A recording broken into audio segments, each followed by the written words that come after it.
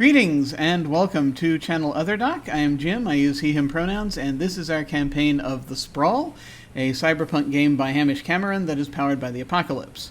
During this campaign, we are helping to raise funds for the Bail Project, a charitable organization that helps provide bail assistance to protesters. The link to donate is on the screen now and will appear periodically in chat. Our donation team is Team Phyllis, so you can also just type !Phyllis in the chat to get that link to show up there. Just like that. It's right there. And we are very close. We are very close. We are $50 away from our goal. I am crazy excited about this. So who knows what will happen when we get there? I certainly don't. But I think it'll be very awesome if we actually meet our goal. But let us go ahead and go around and say hi to everybody and find out once again who they are and who they're playing. I am playing Gendarme or John the Killer.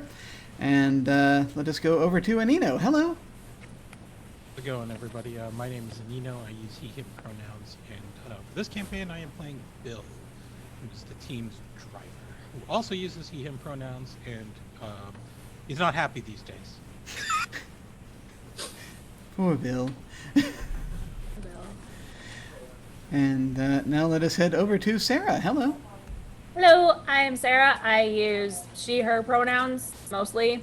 And I am playing Valkyrie the hacker, who uses she, they pronouns. And they're also not super happy these days, though I suspect for very different reasons than Bill.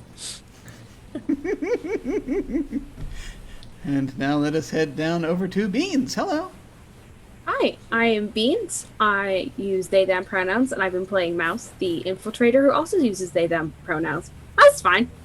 It's fine. Everything's fine. Chill. This is there. Yes. This is all fine. Yeah, everything's fine. So let's now send things over to the person who has perhaps a reason to be to be happy, if only for sadistic reasons. Our glorious MC Brian. Hello. Hello, how you doing? Yeah, I'm Brian. I use he, him pronouns. Yeah, I'm emceeing this thing. So let's see. Oh, actually, we last episode we just wrapped up a mission, which means this episode we get to start a whole new mission.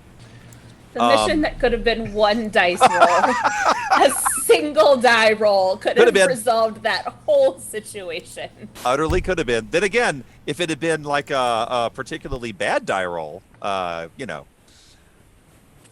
knows? But you did learn some cool stuff. So, speaking of learning cool stuff, does anyone have anything they want to do before we start the mission? Valkyrie will just pass along some of the info that she picked up. Okay. Just that, like, the drivers that were following John were very clearly Infinity. And also just give Mouse a heads up about that Takar guy who has, who island words.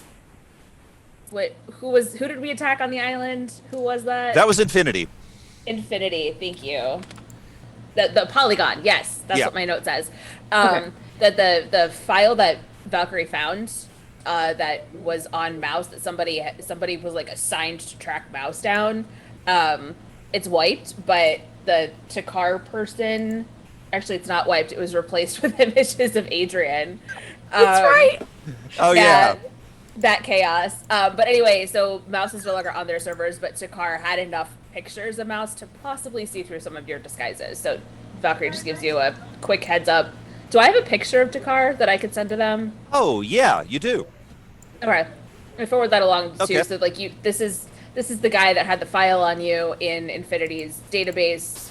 It was pretty extensive, so just kind of keep an eye out. He might be able to see through some of your disguises. Mouse would definitely probably good to know. And I want to clarify something just about like the difference between Mouse and Alice, just because I realized I never got a chance. I also forgot to describe Alice. That's true. And most of my disguises actually are kind of on purpose look a little more mouse-like. Right. Alice does not. Whereas most of them have like brown hair. Alice is like curly blonde hair. She has blue eyes. Mouse has brown eyes. Like make sure like the eyebrows are the right color. She wears like lots of very frilly clothes. Mouse tends to wear more baggy stuff, so it's not obvious. Like whereas Alice is feminine to the max. Like all of like Zach, whoever Mouse is pretended to be. So Mouse is like good for the heads up. Hopefully this will be okay. And Mouse also talks differently as Alice. Alice is probably cool in that. Others. That's a good point. Okay. Yeah. Yeah. I just like I had to describe what she looks like. I was like, that's a good point. Yeah. So I was like, what's funny is that was pretty much how I was picturing her already. So that worked. For whatever reason, we were all kind of in the same zeitgeist on that one. And just for full completeness' sake, also pass on the little tidbit that Valeria worked with Adrian Leonatos on Project Myrmidon. Oh, that's and has a focus in something very terrifying called experimental psychiatry. That's very thank you. Good. So that's like an entire like massive text from Valkyrie of like, hey, P.S. and it's like a whole letter. To everybody. By the way, just like oh no, that's so like, much. Hey, by the way, and then it's like a wall of text comes through.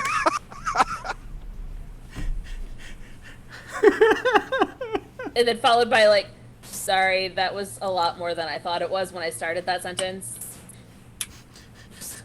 It happens, you know? Yeah, happens sometimes. Yeah, it's fine. I mean, what do you think is fine? And I think actually you're going to get a very brief text back from John. I've climbed higher.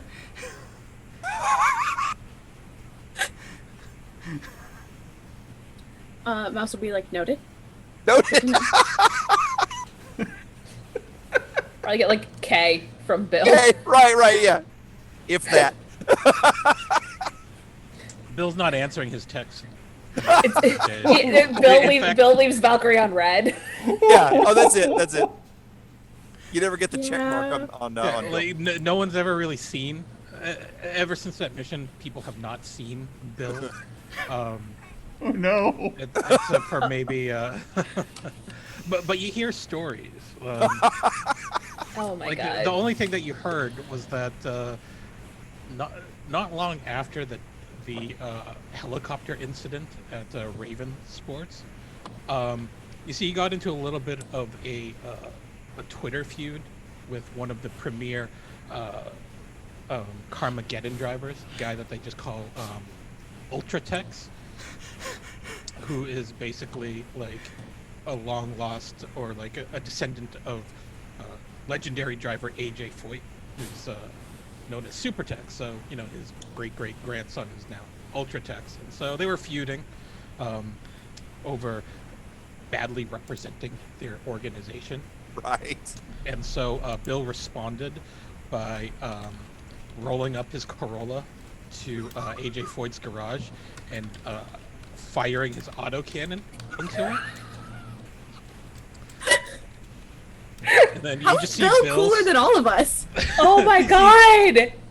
You see like there are pictures of Bill just sort of like basically wearing a bathrobe and slippers, and he's doing the Ultratex finger point taunt at the exploding garage. Outstanding. Yeah. But you also notice that Bill has aged significantly since that event too. So he had jet black hair for a while, but now the next time you see him in these pictures, it's gone like salt and pepper gray.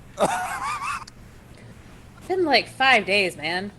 It's been 5 days, but that's just what happened. That's it. Is it? Oh no. Is Bill okay? I don't know. Genuinely, We may have broken Bill. Oh no. I'm just excited at the at the prospect of getting of eventually the eventuality now of being chased by like metal clad cyberpunk driver people that are even with in full costume with. Absolutely. I love the lore of the Carmageddon. Yes. Yeah, This Yes. is a title that's passed down. Yes, like actual like. Go look at the Carmageddon wiki and like find out all the personalities. Like it's pro wrestling. Of Yeah, like, what all the feuds that's exactly are what and I'm everything. thinking. Yeah, yeah. And I do like it that we have like AJ Foyt the Sixth coming after coming after Bill. Except that's not true. AJ has people for that, doesn't he? So Probably at this point. Or he had people. We don't know. he really had what people. happened because If they were all in that garage at the time, I don't know. Oh no. Guess we'll find out. Oh dear. I think if other people are done, I think Mouse had a meeting. I don't know if we want to do it now or later, but I do know we were gonna check in with Chaz. It was the words left my mouth. I realized how ridiculous that sounded. Well, that's It true. sounds and like also- a morning show. It really does. Oh my gosh. That song made me laugh. Check Oh in my with gosh. Chaz. Except this particular Chaz, man, that would be the worst morning show. It wouldn't be good at all. No. I wouldn't watch it. People would only watch it to basically see at which point during the broadcast does it fly off the rails. That's the Perfect. There's a whole drinking game. Yeah. that's it. That's it. Just imagining Mouse and Chaz hosting a morning talk show. Whoa. I So suddenly bad. need this. I didn't need that a moment ago, and I feel as though I I need kind that of now. do. Yeah. I know. It would Okay, be that's so trashy. That's our spinoff. I'm sort of seeing just what if Carson Daly had a morning show? How would That's- that look like? It's that's kind of it. It's Carson Daly with somehow even more money. And Brian, let's not move into the realm of fantasy here. We're solidly in science fiction right now. oh, that's a good point. We don't want to do that. Look out, everybody. So yes, meeting. I so don't yeah, remember where we said we'd meet up. Well, yeah, there was the meeting with Chaz, but also Chaz was setting up a meeting between Alice and Takar. So there was also that. Oh, I forgot. I have to move with that. Yes. Yes. So Alice can help Takar find the notorious criminal that messed up Chaz's career. I do have just a research related question. Yeah. That maybe we might be able to answer quickly before starting to before we begin chewing the scenery. It was that were we able to get any information yet out of the thing, the mental Oh, that's right. the mental plug-in thing for one of my replacements that I grabbed from the island. Oh, yeah. I had forgotten about that. So wait, you've got definite options on that. Let me see what you can do with that. Remind me exactly where that came from. Okay, so we had we went into the third level of the main building on the island, Right. where Infinity was stationed, and I had to throw a bunch of grenades and get to this center room. Right. And the thing that was in the center room was just another cyborg.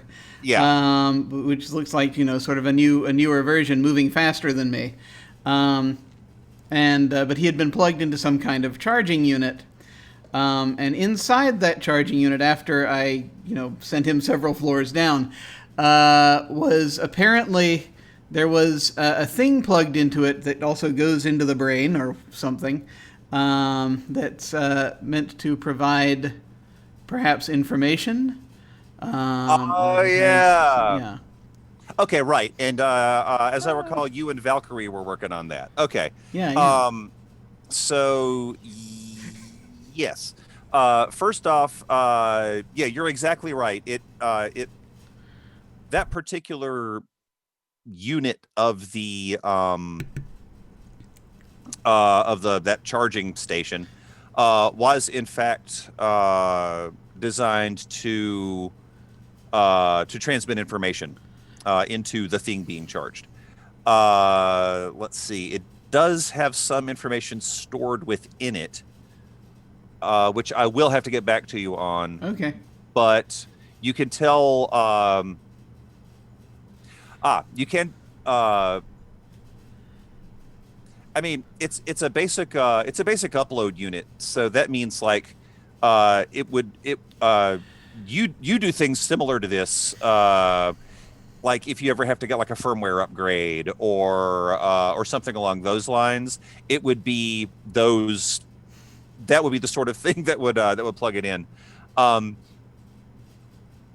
You do not personally have any ports that will work with, but it is possible to rig up an adapter. I don't know if I want to load this directly into my brain. I'm just letting you know it's an option. If you have an adapter. I appreciate the eagerness to turn into an even worse killing machine. But if there's something where we could like load it into like some sort of dedicated, not at all connected to anything terminal. Maybe just see sort what of start that does figuring first. out from there. I'm sure Valkyrie can find one of Yeah. those. Totally. Yeah. Yeah. You could easily just portion off a section of your system and rig that up. That's not an issue. Sure. Okay. All right. In that case, remind me later, and I will get back to you on that one with some specifics on the actual information that's in it.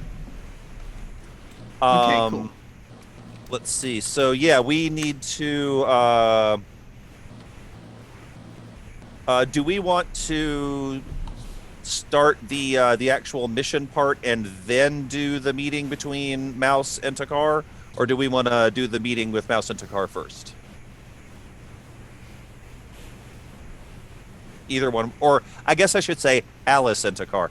I need to be more specific about that.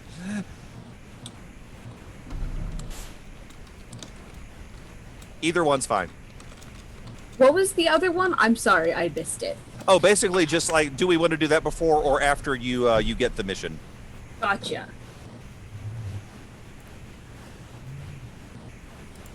Actually, now that I think about it, if we do it after, you could conceivably weave that into the legwork stuff.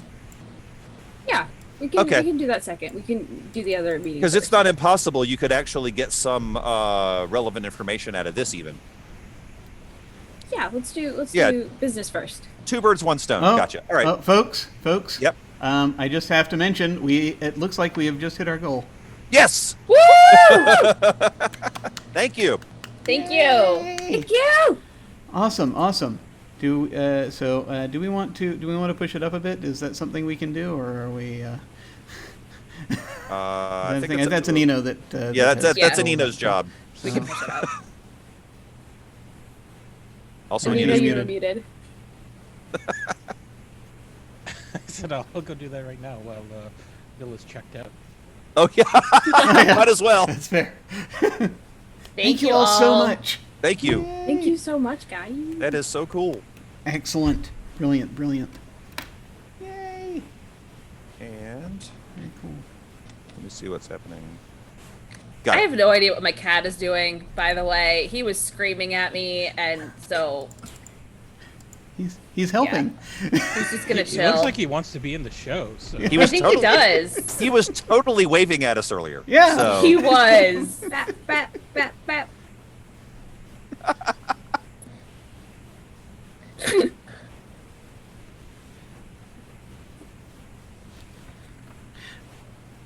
Okay. So was there like a separate meeting with Chaz you were also going to do, or was that a thing that I just imagined in my head? I think I got the Chaz meeting mixed up with the Takar meeting. I'll probably talk to him at some point. That's inevitable. Although you know Chaz, he's always down to meet with Alice, so that is not a problem. All right. So in that case, let me get to this bit real quick. It's going to be... Got it. So, Valkyrie, you get a...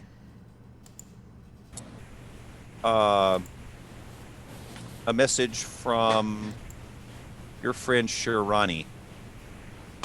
Okay. And she's requesting a meeting.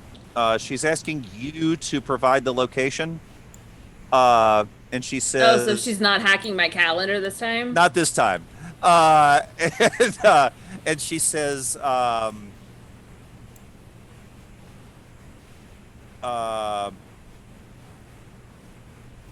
would she know her?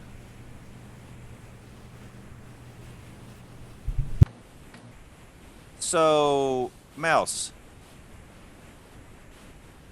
Yes. Were you only ever known as Snickers, or did they have another name for you in the gang? Probably not. So in that case, it says, bring Snickers with you. Like the candy? Valkyrie is very confused because they have never heard Mouse referred to as Snickers, so genuinely not? thinks that Shirani is asking for a candy bar.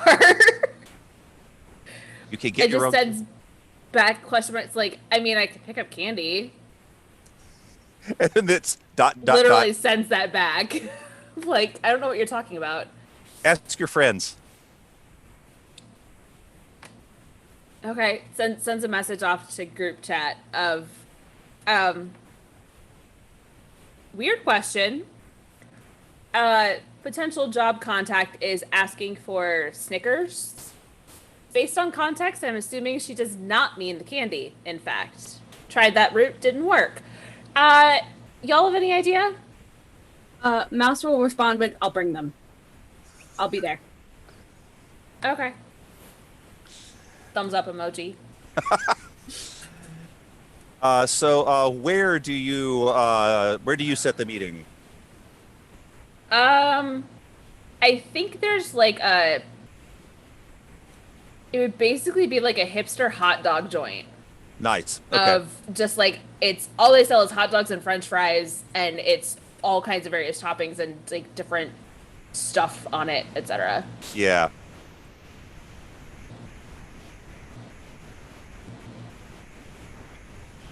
It's literally called hot dog, but it's DAWG. Oh, nice. Okay.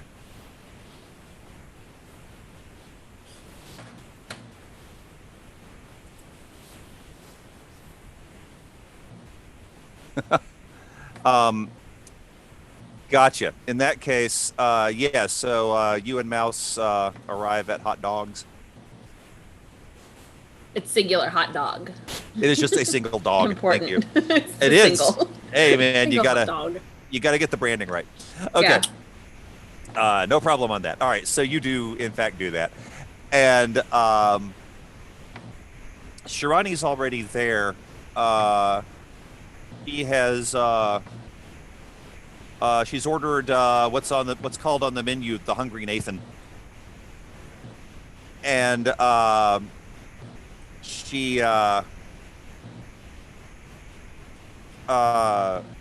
so Mouse, back when you knew Shirani, she was called Payday. And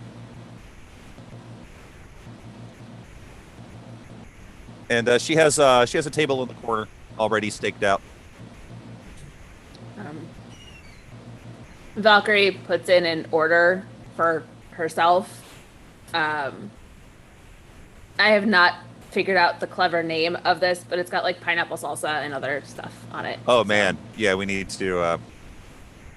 And jalapenos, and it's good stuff.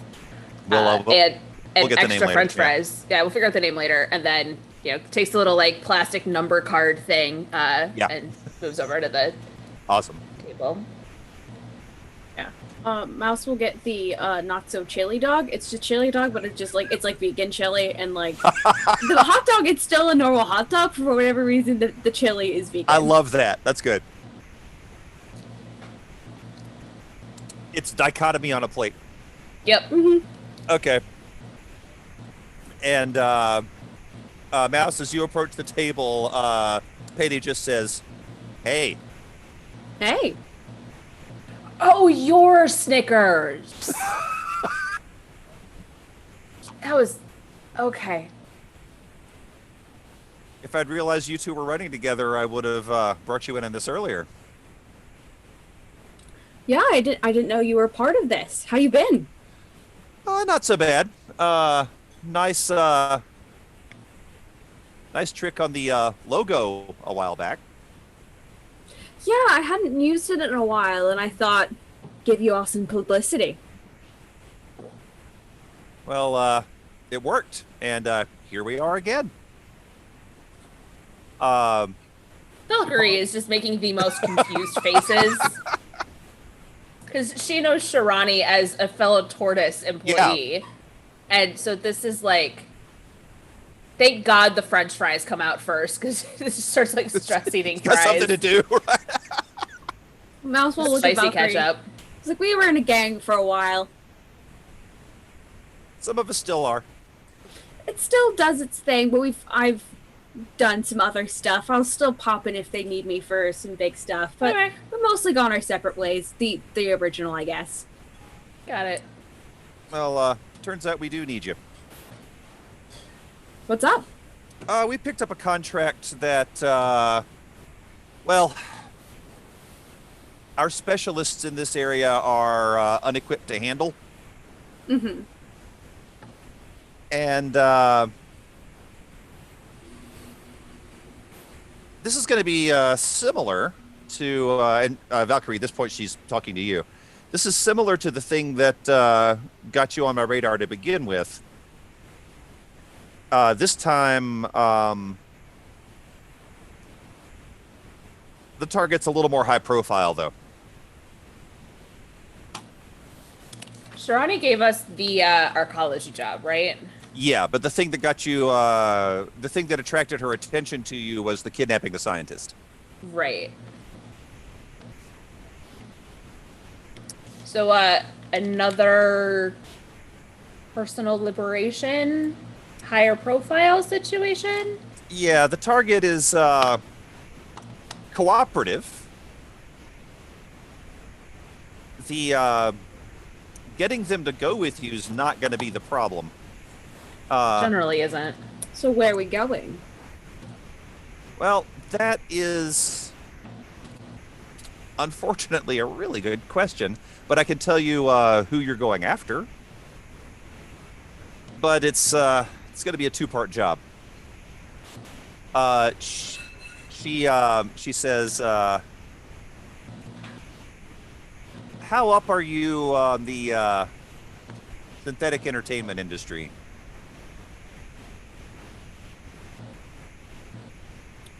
I tune in every now and again. So, not really my thing. One of the rising stars is called Axiom. And to use a real world, this would be like,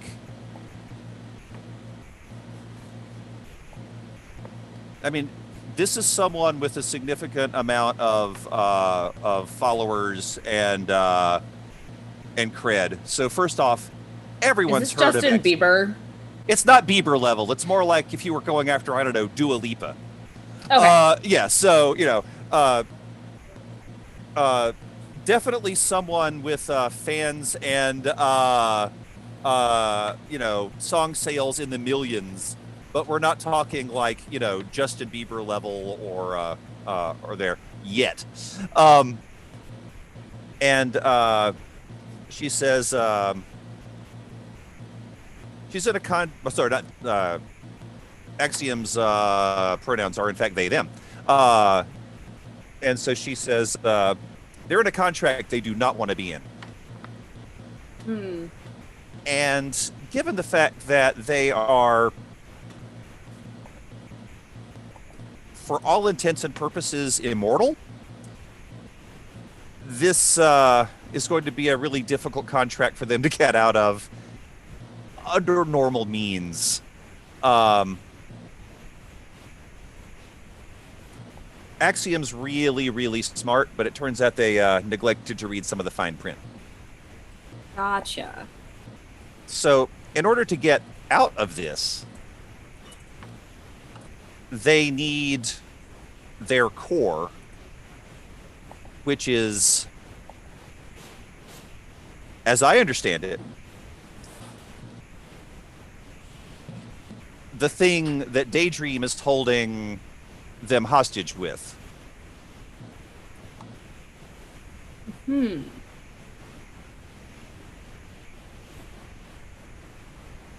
So if the core and Axiom can both be extracted, Axiom can do whatever they want, because Axiom can then literally transfer to another frame. They can not be trapped in the current body that they are using. So we're getting Axiom's core and their current frame? Yes. Okay. And These these are are gonna be- not the same item. They are not the same item. That's what makes this out of our league. Two-part. It's Who is also our, by the way? Like, who's the... Are you still running with the Snickers' crew, or... yeah. This is my gang. Normally we would be able to do this, but this kind of thing is, we're already spread pretty thin on some other jobs. And we, if I'm being honest, don't have the specialists to handle exactly this sort of problem.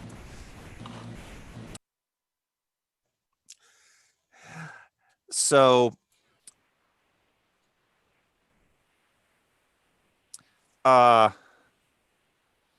this is going to pay reasonably well, because Axiom has resources. They can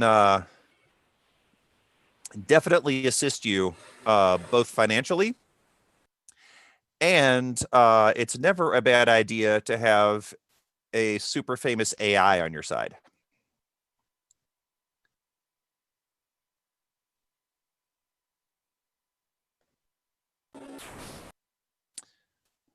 I'm trying to hold for smoothies. I heard. There you go. Okay. So it was so loud. I will always wait for smoothies. Payday, just to clarify. So Axiom is in a different location, same building but different location from the core, I'm guessing? Or are they together? We have some idea where the core is. We have no idea where Axiom is, because they are keeping them in an undisclosed location until the album release party happens in a week. Ooh, that makes things tricky. And it's undisclosed for exactly this reason, because they thought people like us might try to get them. So they're aware Axiom is not happy. They have made their displeasure known. Well, and Daydream's response only made Axiom want to leave more. Well, I love making things miserable for Daydream, so this will be fun.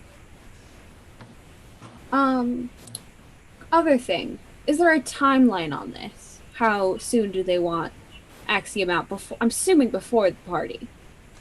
Axiom would prefer to be out of their contract before the concert happens. In fact, the earlier the better, because if Axiom can manage to escape and possibly even negotiate releasing the album with someone else, that would be a lot more money. I would love, me personally, I would love to pull a Little Mermaid. Just they go to like do. Actually, muted myself mid speech, and then just they're like, oh, but they're like, surprise, it's the party, and then they're like, oh no, our star's not here. Payday just laughs at that. That would be out freaking standing. Well, I have a lot of work ahead of me. This is delightful. Thank you for bringing this our way. Well, it's good to see you again. Same to you. And who wants to make the get the job roll?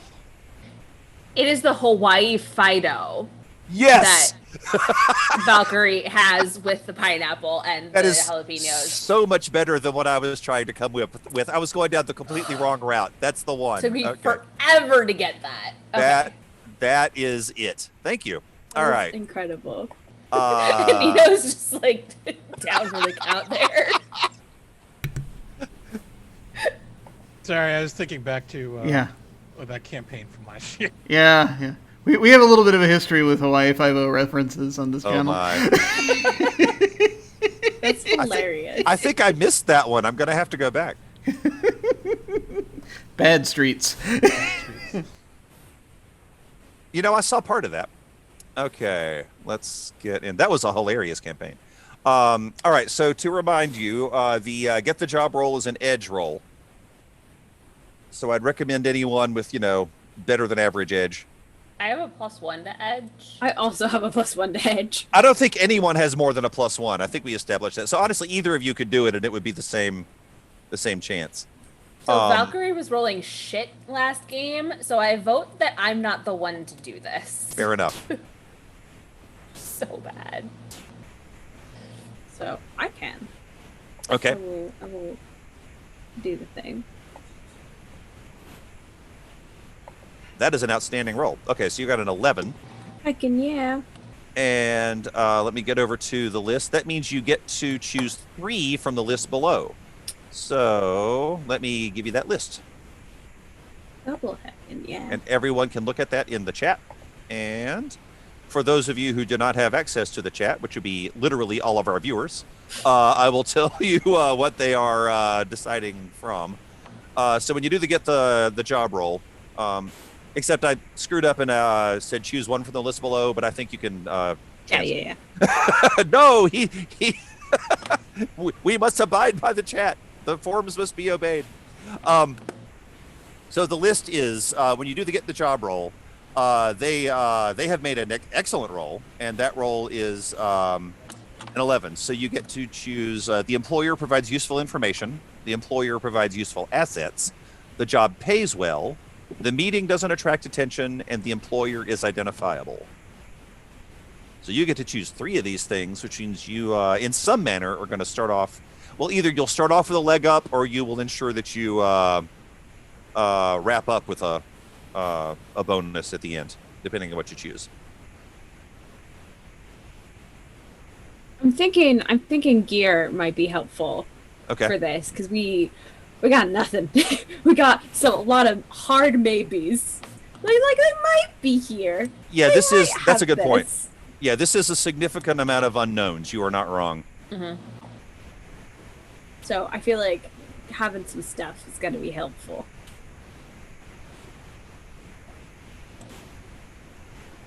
Okay, so we have an option for gear. That's looking good.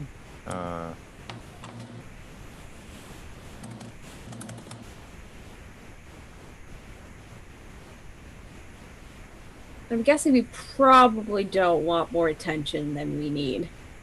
No, this seems pretty high profile. Especially, we don't need problems in the hot dog shop. I'm not into that. No, it's like one of the. It's not a chain. It's an actual like its own entity. So we really don't want to lose it. So Yeah, they're doing their best. They're trying real hard. I don't want to do pretty that good. to them. Yeah. It's run by a nice Samoan couple. You don't want to mess their lives up.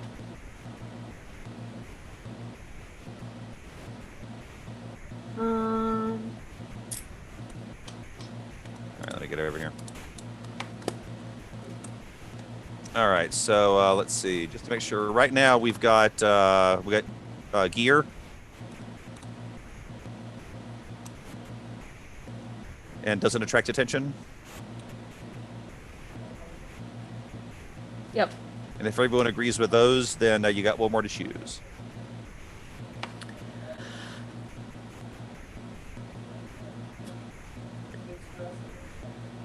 I feel like the employer is identifiable is pretty like it's got to be Axiom who's asking to have this done. Yeah. Right. Mhm. So that's not really it. So it's whether we want intel or I'm good with the job pays well. Yeah, Okay. I feel like we've gotten as much information here. I think we can get information other places. Yeah. And to make sure everyone understands the mechanical effects of that, the job pays well. You get back 3 times what you staked, rather than just 2 if you succeed. Oh, we should stake some cred on this, shouldn't we? That'll be the next step. Okay. And this time, I think maybe I'll remember to do it now, as opposed to halfway through the mission like I've been doing. Yeah, let's do that. So just to make sure, we chose doesn't attract attention. You get plus 1 gear, and it pays well. Okay. Yes. All right. And how much cred do people want to stake?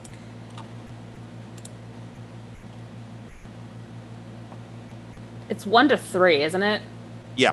And if you stake 3, that starts to move action clocks up.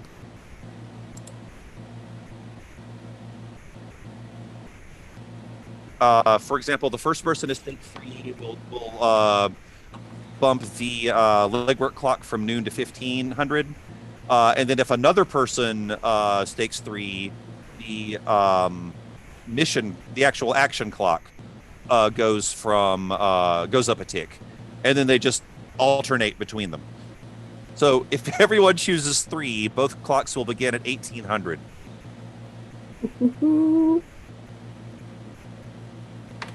Bill's gonna stake 3. Yeah, Valkyrie will too. This seems like a fun job. I'm just I mean, going. there's no other mission after this, so. Yeah, I mean, from a bit of know a we're kind of meta meta-ing it. standpoint, but yeah, this seems fun for Valkyrie. Okay. This is a new one, so they're gonna All right. stake 3. Let me get the clock set up then. Hang on. Legwork. Bill has lost all sense of self-preservation. Obviously. And That's valid. I think I'm only gonna go 2, just because I think personally Mouse has a lot of risk going in this one. yeah, It I will get probably that. be more profiling. I've already got a lot of 2-hole profiling. I can't really afford a slip up right now. Gotcha. I got a good thing going. I don't want to lose it. I get you. I dig it. Valid. Okay.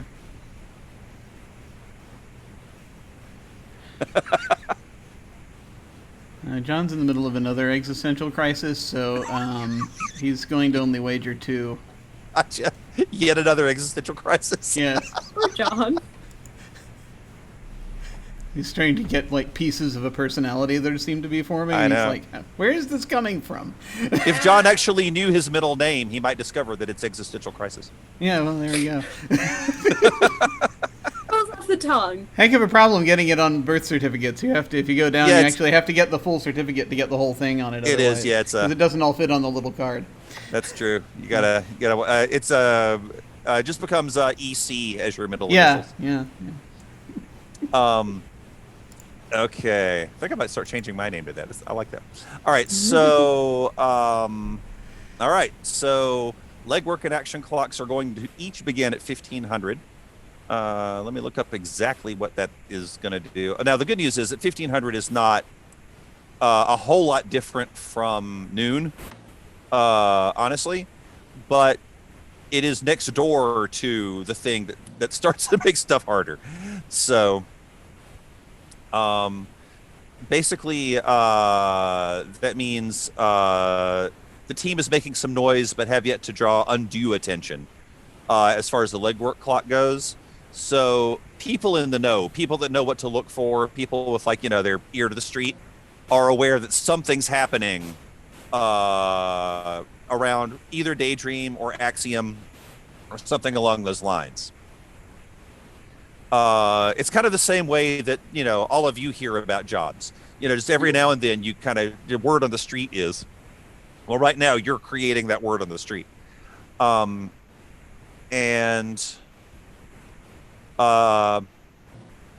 Apparently that information got to someone at Daydream. Oh, and I need to be specific about this. There is Daydream Corp, but specifically, Axiom's contract is with Daydream Entertainment, which is a wholly owned subsidiary, but still legally separate from Daydream. It's one of those. And it'd be Daydream Entertainment LLC. So someone at Daydream Entertainment got word, which means actually, I think this would get back to Mouse first. Mouse, you know that because of this buzz, people at Daydream Entertainment are being more wary than usual. They have you don't have the details, but you know that they have instituted some security measures above what they would normally have going. Mm-hmm.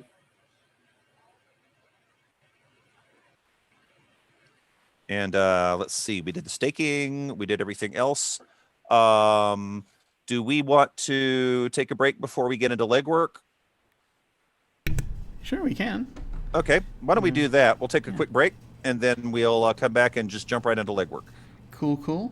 Let me see if I did the thing that I was supposed to do before I started break, because that's always really the thing that it's like I sit here and I wonder, did I do the thing? Did I do the thing? What is today? Thursday? Okay. These are good things to know. It's good. It is helpful, and I just want to make absolutely sure that I have slotted in the necessary things before I hit the other things, and therefore make all of the various things work. Which, you know, there's so many things happening right now with that. There are way too many things happening right now, but. Yes, so for just as folks, to remind folks, we have actually we hit our goal today, and so we are now kicking the next goal up to 750. Want to see if we can hit 750 by the end of this campaign. I am so excited that we hit 500. That was thanks to Katie. Thank you, Katie. You're wonderful. Thank you. And we will be back in a few minutes. See you shortly. Thank you. Welcome to Abject Break Time Confabulation. I'm very excited because Summer is here to talk about some of the awesome things that she does. Hello! I'm here. Yes, I'm very pleased. This is, once again, me trying to do more break content, and we'll see how this goes. But Summer runs Off the Table, which is a channel I have mentioned a number of times to folks. So I thought I'd bring you on to have you talk a little bit about it for anyone who might not be familiar. Tell us, what is Off the Table? And what isn't? It is, it's just your classic TTRPG channel. Off the Table is just a little community where we get together and about, once a season, we have a bunch of new games coming on. It's just a really good group of really nice people who are very welcoming and kind, who love drama, smooches, being sad, and love telling stories about those things. It's just a community. It's been around for about 2.5 years now. We got our start doing a lot of interview content. We used to have an interview show, or talk show rather, called Off the Table, where we interviewed GMs, and that's kind of how we got our start. And then kind of as we realized that we were all perpetual GMs, we started opening the floor to give people space to play games, and that's kind of what it turned into, just because we had such a big list of people who wanted to play games. It was awesome. We've just been steadily growing slowly but surely. Very cool. It's chill. It's a really chill place. It is, and actually it's the thing is that something I noted even from the start of when I started watching your channel when it was Grant was doing a thing. He was doing his Life on Mard game over there. And then the thing that caught me was the Burning Wheel campaign. Which was had the essence of sadness contained within it. Pure, unadulterated sadness, which was such a delight. Yeah, you came on our worst episode. I mean, it was technically probably it's one of our lost episodes. I love our Burning Wheel campaign because all of the best episodes are lost because I was in such an emotional state after them. I didn't remember to like save the VODs. So all of the like heavy hitters are just gone. And if you weren't there, it's too bad. You missed it. But you were there. You were there for the worst episode when I died. I know. And that was just, that had such an impact. And yeah. I think the thing that if for anyone who might be seeing this and wondering, why would I want to watch or play something sad? The thing is, there is a level of drama there that you can get at, because it's like, kind of like, for me at least, watching this, it's like part of it is kind of real because you're pulling this thing out of yourself. While you're playing this game. Yeah. And in some ways, I think it kind of is a way to process things. Yeah. I think your channel was the first one that I saw that makes heavy use of safety tools, so that you can go to that. But how did you eventually come to decide you wanted to run games that way? Well, it really just kind of organically happened. We had a bunch of like viewer games where we had casts rotating in and out, where we had new casts every week. We did a really fun thing where we had 4 characters, but new people would play them every time. And so it was really fun to see what a new person did with the same character. And like, you would just like throw shit against the wall, and then the people the week after you had to deal with it. It was really fun. Oh, and different GMs every week too, who picked up from the last place, which was awesome. But we had 2 long-term campaigns start up at the same time. One was Tales from Thersha, which I'm still running. It's our long-term D&D 5e homebrew campaign that's been going on since, for nearly 2 years. And then we have the Burning Wheel campaign, which just wrapped earlier this year. And that was our second campaign on the channel. And it really was just happenstance that it was Steven, me, Dingo, and Katie. And we just had such a great chemistry. And I don't think we ever, if you had asked me, like, is this going to be a tragic story? I never would have. And of course, Burning Wheel is pretty tragic in itself, the system. But it was just so heavy and emotional. And it was my first character that I had ever played in any game campaign, like ever. And same for Katie and Dingo, first outside of D&D. And we all just kind of were like, oh, so this is what roleplay games are like. Like, they're just like this. They're like, none of us knew any different. And so every game that came to the channel after, Dingo started running Monster Hearts 2, which was an emotional heavy hitter. And then Katie started running Monster of the Week, and we started having all these other systems come onto the channel. But it was that core of just our freshness to the community, like our first like game that was so heavy. We were like, oh, this is what we like, this is what we want, and this is what we're going to do more of. And so that just kind of happened organically. And then obviously the second I heard about safety tools, I was like, oh, fuck, we need these. Given how how emotional Burning Wheel was. And we just started using them for every game right away, just because we were like, we love the emotional stuff, but we have to take care of ourselves because bleed is like a very, obviously very real thing. I mean, you were in my Urban Shadows campaign. Yes. That bleed is like very, very real. Absolutely. On everyone's end. Yeah. That was the first campaign I think I ever played in that actively used safety tools. And I think it fundamentally changed how I approach RPGs these days. Yeah. And it was incredibly awesome. Dingo killed me at the end of season 1. It was great. Spoilers. But it's seriously, we would not have been able to go there if we hadn't had that in place, I think. Yeah. And we talked about all of that ahead of time. Like, I remember messaging you, just be like, this is like the path that Frank is on right now. Is that okay? Oh, absolutely. No, and it was totally fine. And it was just the experience is just one that I think every time you have an experience like that, I don't think it's one that can in and of itself be replicated. And so it's just, it was a beautiful thing. So I heartily recommend folks go and check out Off the Table if you have not What are you doing? If you're watching streaming and you haven't checked out Off the Table, please Just come see us. Come hang out with us. We're so nice.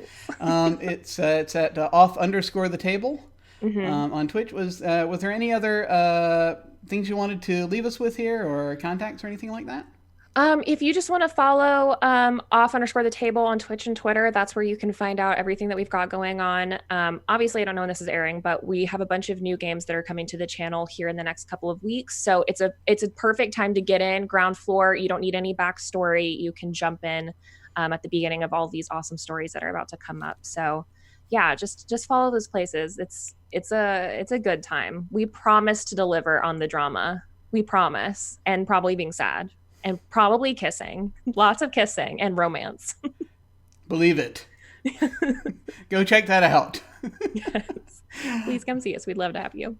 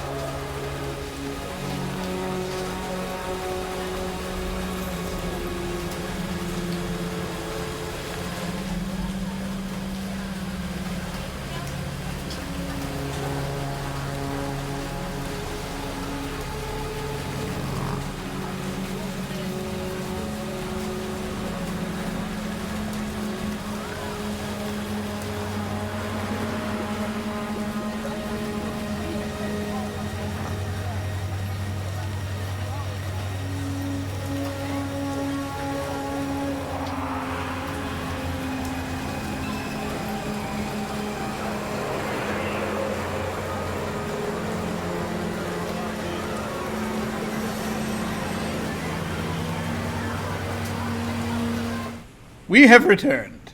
Hello. Ah. And so we are in the capital L legwork phase. So to recap, you are trying to get Axiom, an AI entertainer, who is right now stuck against their will in a single form. And you are also trying to get their core, which is the thing that will allow them true freedom from the contract that they want out of. Daydream Entertainment is the one holding that contract, and more to the point, holding the core. There are actual legal, there's a fair amount of legal power behind this contract, but really what this is boiling down to is they are holding Axiom's core hostage in order to keep them in place so they can make Daydream some money. And the core and Axiom are in 2 different locations, right? They are in 2 different locations. Okay. Just from what little you've looked into it right now, it is obvious that finding the location of the core is going to be significantly easier than finding the location of Axiom. For a couple of reasons. They want Axiom well hidden, and you suspect they might be changing their location every now and then in order to keep people exactly like you from finding them. And sorry, I think I was breaking up a cat fight when this came up before break. We need Axiom sort of mainframe body, not just the core, because the core is the core sort of is Axiom, as it were. Okay. So the fact that they have the fact that Daydream is holding the core and not giving Axiom access to it means that Axiom is unable to leave the body they are currently in. Got it. Okay. So we need the core because A, it's Axiom, and B, that'll help Axiom get out of the current body and into a new one. Right. And let's see, specifically, Valkyrie, you know a little bit about this kind of technology. Okay. That if Daydream wanted to, they could literally just either erase or re-educate the core and turn it into something or someone else.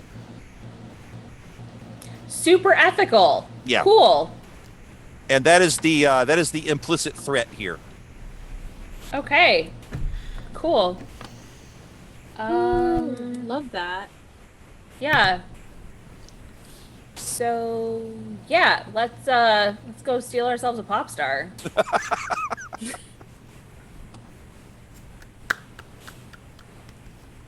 Outstanding. Right. So let's see. How are you going about locating that? And of course, Mouse, I have not forgotten that you are still slated to meet with Takar. But given that Takar is currently under contract with both Daydream and Infinity, it is entirely possible you might be able to turn this into also an information gathering, because it is literally Takar's job to find people. Yeah. Ooh, And he's come pretty close to finding you. yeah. I have an idea. So, I would like to set up a meeting with Takar and be like, hi, Chaz wanted me to talk to you. Is there a place you would like to meet up? Yeah, he responds fairly quickly, and the location is a park on the shores of Lake Erie. A specific section with a lot of benches and open space. Sweet. Yeah, I'll meet him there. Okay. We'll start with that. And Valkyrie provided you with a picture of Takar, so you actually know pretty much who you're looking for. And he looks basically like he does in the picture. His hair is a little shorter than it was in the picture you got, but he has dark hair,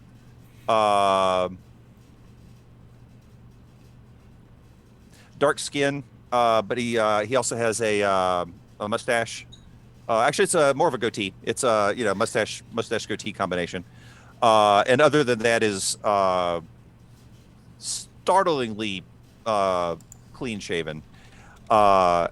And he has he's wearing. Actually, in this case, he's dressed like a jogger. As if he has just run up to this bench and is sitting here to cool down. That's the exact look that Alice, I combined their names.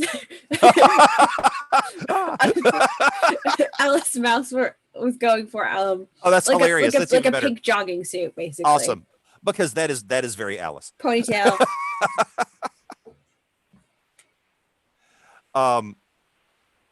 And so he's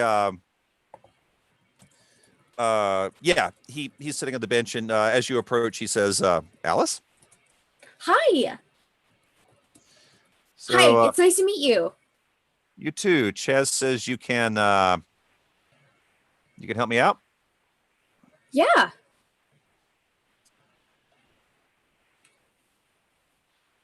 I didn't get a ton of information, but he told me that you were looking for someone.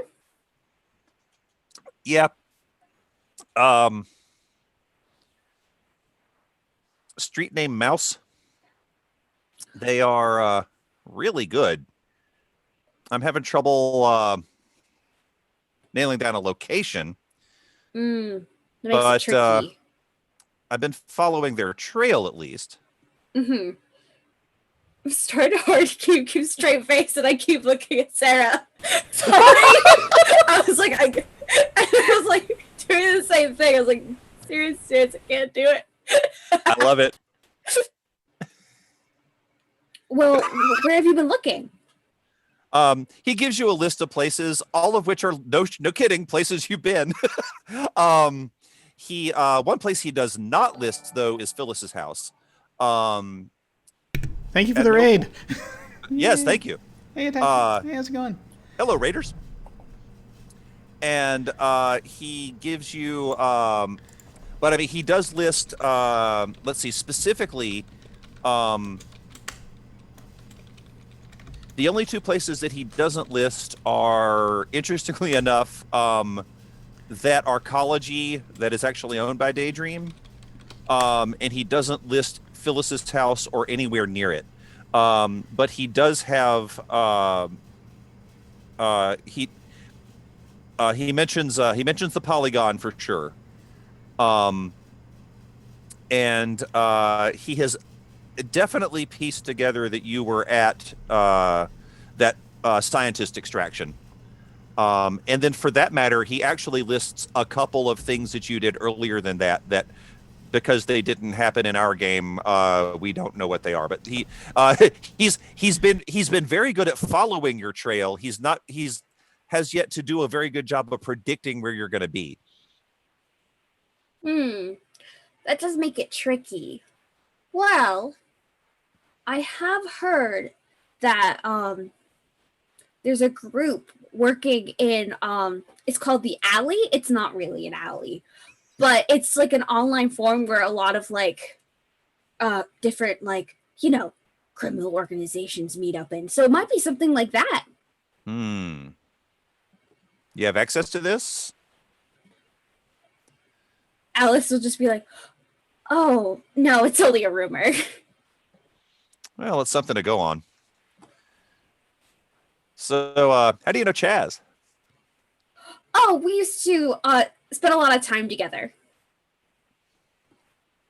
But, I had to leave for a little bit, but family stuff. I mean, I'm not going to tell you how to live your life, but you could do better. He's really sweet.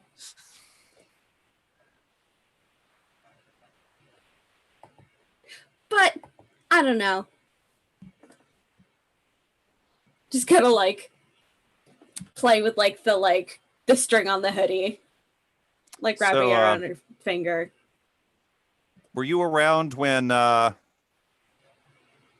took the Daydream property? Oh, I think it happened about the time Chaz and I were hanging out, but trying to remember because we went to the movies and to the aquatic zoo, but it was about the same time my father had a stroke, so everything just gets kind of blurry around then. Gotcha. That's rough. So at this point, do you want to turn this into something advantageous for you? And if so, we should figure out what that is and how we can work it.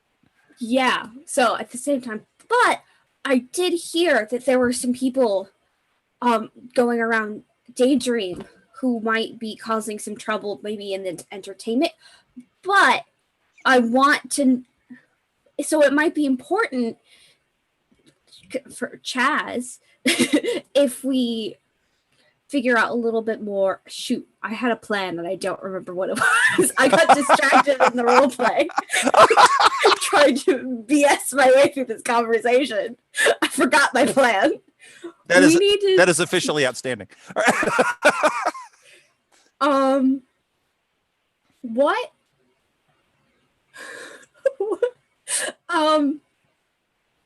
I need to backpedal super far. Yeah, that's fine. Just for a hot sec. So we're trying to figure out information about Axiom, stuff happening to them. Cool.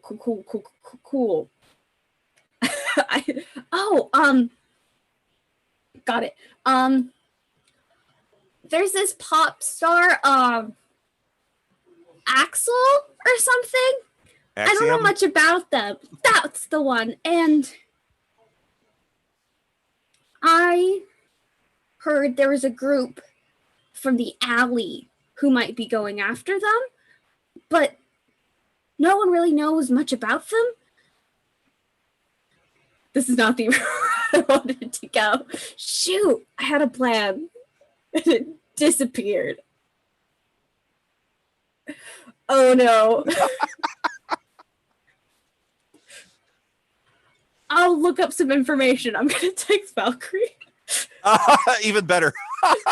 Just be like, hey, if we were trying to find information about Axiom, what would be important to know? Just wondering. Just throwing it out there. I mean, if you could find out where they are, that would be great. Step one. Maybe where the album release party is gonna be. Ooh. Because they might be nearby that. Yeah, album release party location and date and time.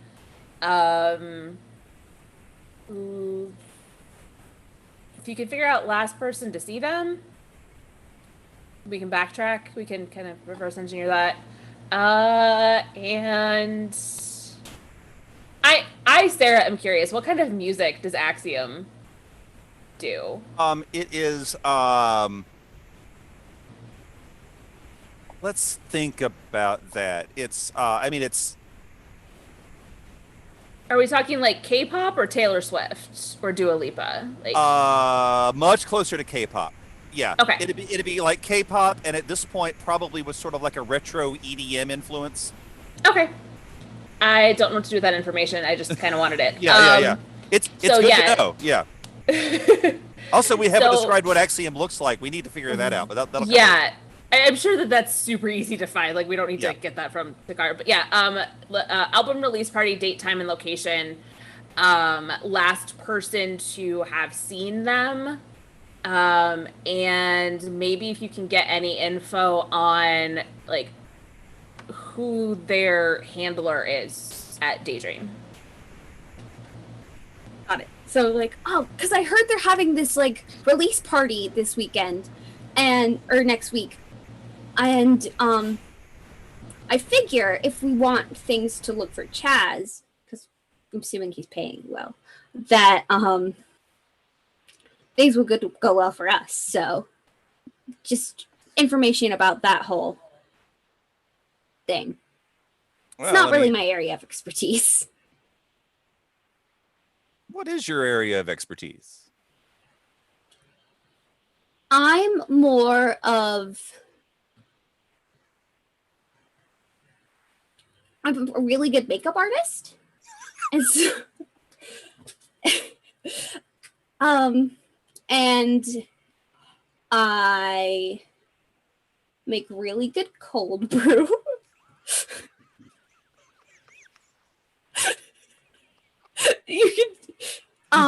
And Chaz thought I would be a really good secretary. That's mostly what I am doing.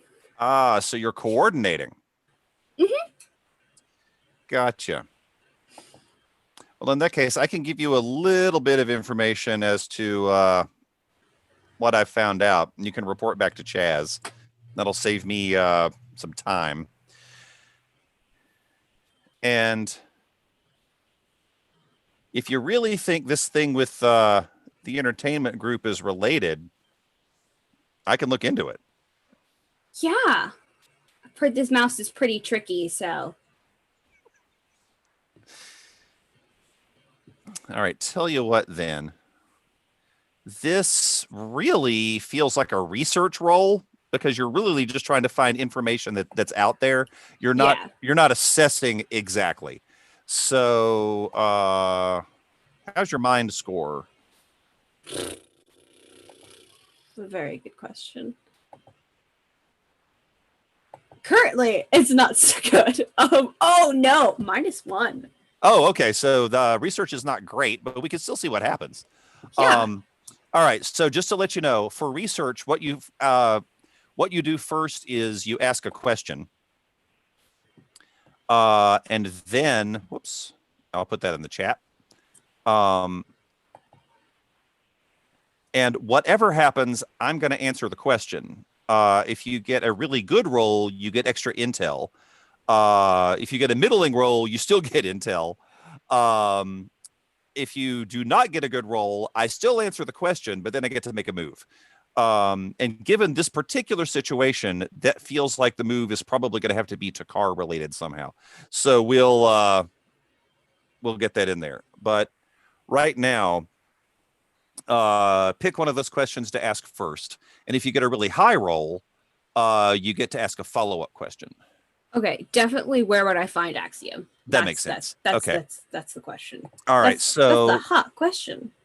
Go ahead and do that. And what that means now is in the fiction, for whatever reason, and this has become a lot more interesting, that means Takar somehow knows how to find Axiom. So that means he's got his fingers in more pies than just the one that he's working on, which is kind of cool. 7. Okay, so not bad. First off, I'm not going to make any moves against you. Yay for mouse. And okay, so first off, I get to answer your question, and you will add personally +1 intel. Okay. So just as a reminder, right now the group has 1 gear that no one has claimed yet. And that can be used to produce an item, meaning if you find yourself in need of a thing, like, wouldn't it be great if I had this thing right now? As long as you could come up with a reason that you have it, you have it. For example, a drone. That was an excellent use of gear on the island raid. Now on intel, this will basically give you +1 forward on any roll that you can relate to this question. Okay. So he says, all right, well, I'm not directly involved with this, but I do.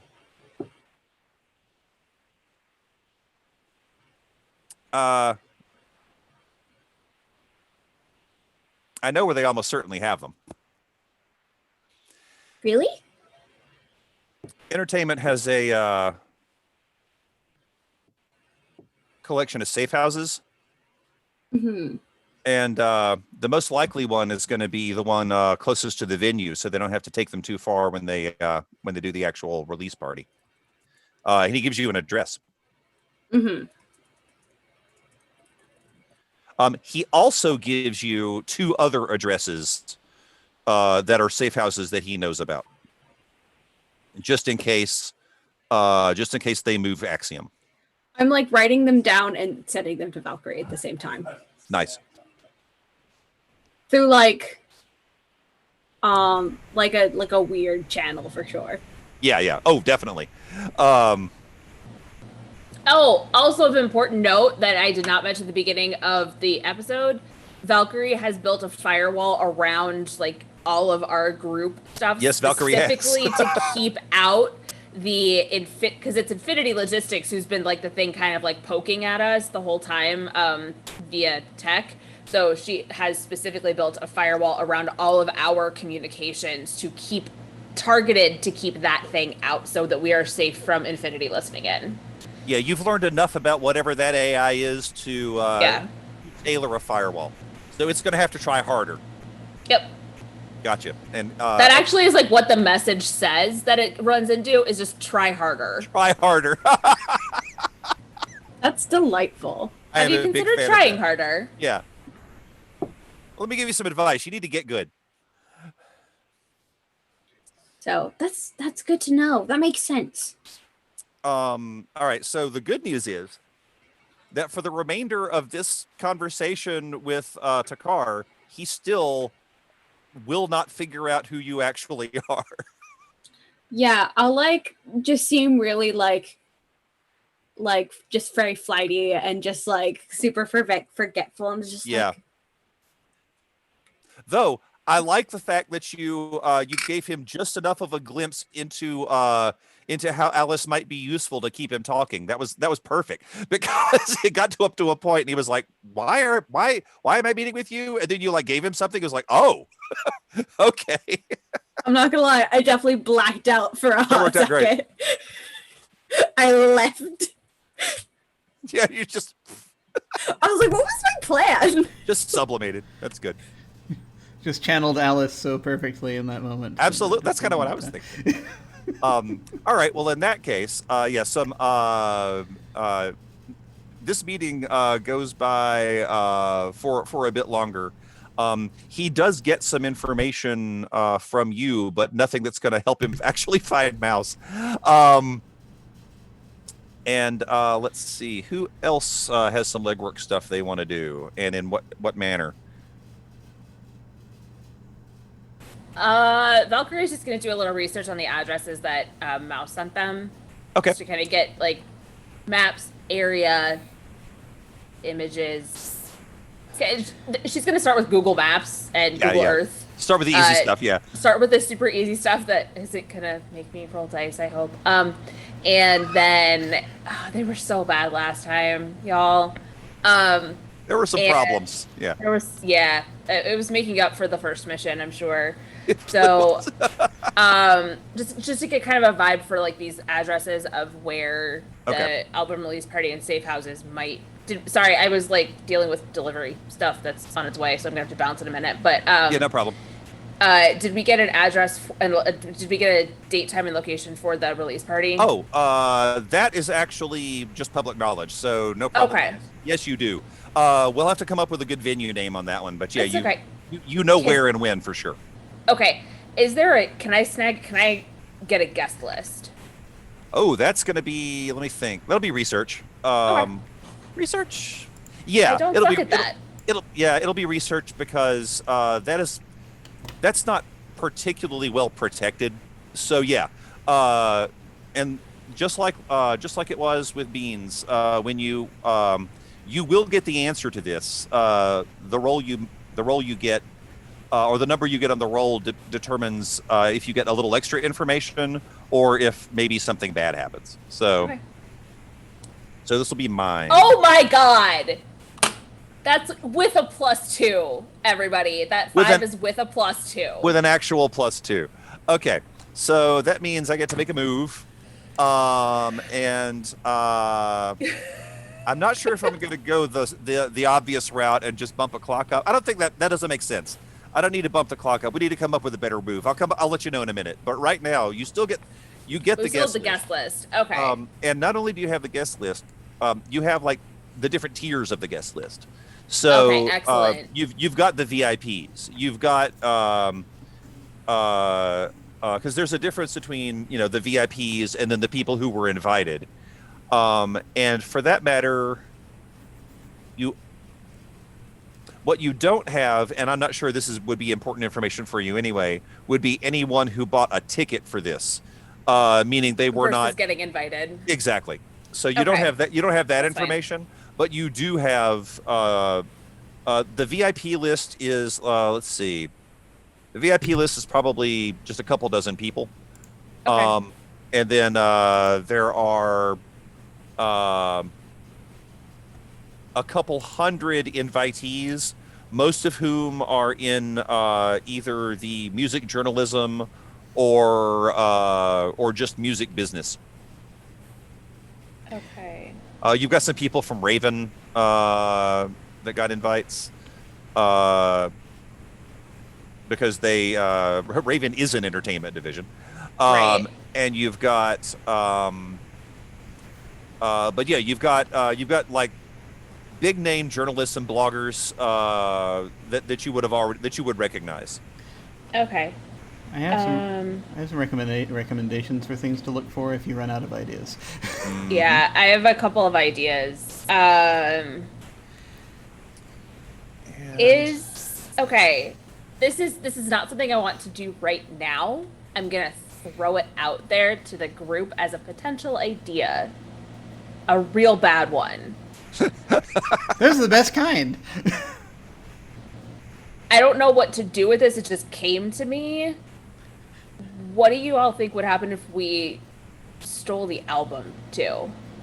Ooh. Or is the album on the core and we would do that anyway? The album is not on the core. The album is completely separate. The album, there are files that if you stole them, they would be the masters. If you stole the masters, yeah, the masters. Yeah, you'd have the album. Yeah, you'd have to steal the digital masters. Is really all it is. Just throwing that out there as an idea, because that would really, that would really screw Daydream and I don't know. It seems like that would cause some chaos. I feel like we need to bait and switch. I feel like we need to leave something. Take a thing, leave a thing. I don't know what that is, but I think you're right. Like, we need to do that. We need if we go that fake route, something. You need a like recording you of switch out reading the poetry thing. or something. I was wondering if we could like bring another Axiom with us and swap it in. That's what I want to do, because I basically, when like the curtain goes up, like I want it to seem like the ideal dream is that it looks like everything's in place. And no one knows something happened. That's the dream. Well, whether that will happen or not, but there's a lot of pieces to fall in place for us to get there. But I want it so bad. Like it's like a really good Axiom cover band. Well, that's the thing, because one of the things. Can I tell you? I'm just going to tell you right now. I've been looking at how to plan a. What if we tell them, find a group of people and tell them that they're just the opener, and like fake it that they're the opener, and that's it, and that's the only people who show up is just the opener. Well, and that's the thing is that I've been because for some reason I decided to do research. I just looked up how to plan a release party, an album release party, and one of the things is you have to get people on the bill, so it's not just going to be the main performer you're promoting. That they'll have other folks show up, and they try to get you're right. people as famous as possible to show up to help promote and to play it as a gig. Or even just to be there and be part of it. So that is totally a thing that could happen. If you want to try to get them on the bill, or if it's like we wanted to try to do some kind of like thing where we pretend to be someone's agent and try to swap someone out, or do we like like Firefest this and make up a group? Oh my Is that what's God. happening Oh, here? Jesus. Are we faking it super hard? They open the curtain and it's just a ball pit. I feel like if we're going out on a bang, and we need to go super hard on this con. I love this. And for that reason, I'm really glad that we have gotten into the pattern of doing like an entire legwork session, because this is going to take some work. Oh, yeah. Yeah, and that's kind of... Yeah, I think that's where I originally wanted to go with my Jakar conversation, and then I left. I was not present for that. But I think we can make some things happen with this. That Yes. would be cool. Yeah, they're gonna have a bunch of people that probably would have to be there, like not only people on the bill, but anyone that they're contacting for merchandising. Yep, yep. Their on-site team to try to, whoever runs the venue. And then I also was thinking that if we wanted to get to them beforehand, then they're probably going to be doing media tours of some kind leading up to it, because they've got to release stuff in there. So there's that too. We got a week to get this together. Oh. We got a whole week. That's a good point. Okay, so one thing, and then again, just with a little digging around that you've already done, one single has already been released, but that's the only one, and that happened a couple of days ago.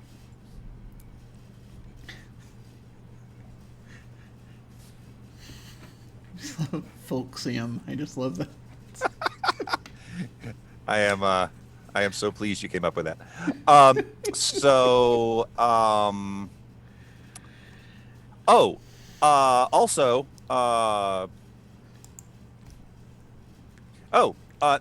now that you're looking into Axiom and what they are up to, Axiom does have a very strong social media presence for obvious reasons. But Axiom has like all of the channels that they normally post stuff on have been quiet for the last 4 days, and their fans are freaking out. So, because I, Sarah, am a Taylor Swift fan, and I know that she does this, this is where I'm going to ask this question. Is it quiet as in everything has been deleted, or quiet as in nothing has been posted? Just nothing has been posted. Okay, so like all the history, Instagram, Twitter, all that stuff is still there. It's still there, yeah. Okay. But yeah, it's definitely it's just like they normally post something at least at Once least a day, kind of a deal. At least every 48 hours, if not more, and. Okay. They have because the thing is, Axiom doesn't have to sleep, so they can actually post literally at any time. Also, Axiom can literally just be anywhere and post. They are an internet connection. So this is weird. This is extremely unusual.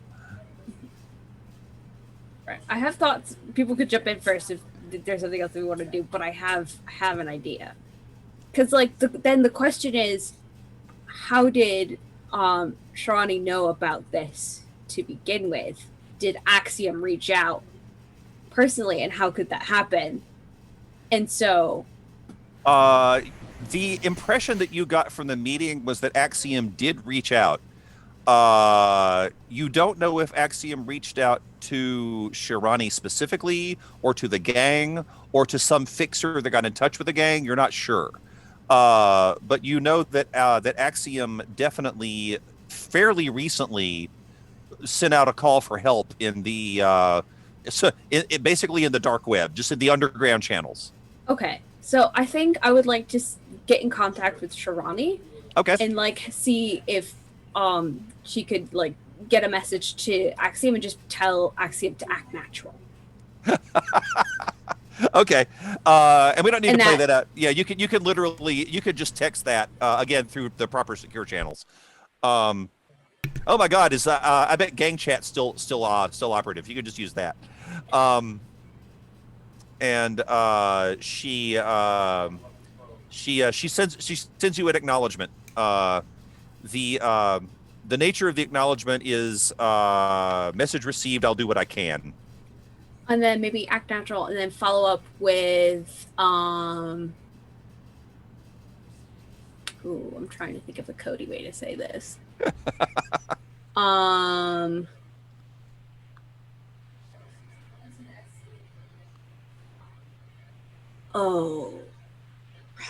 some Cody way to say. Okay, if I come up with something clever, I will. But a Cody way to say, like, help is on the way.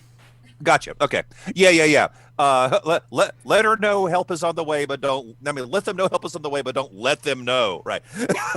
I gotcha.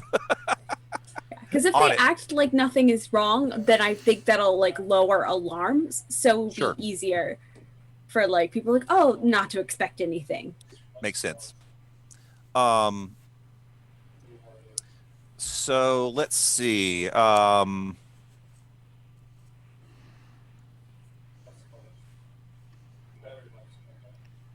I'm still trying to figure out.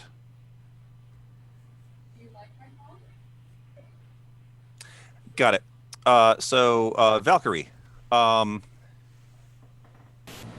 Yes. You get.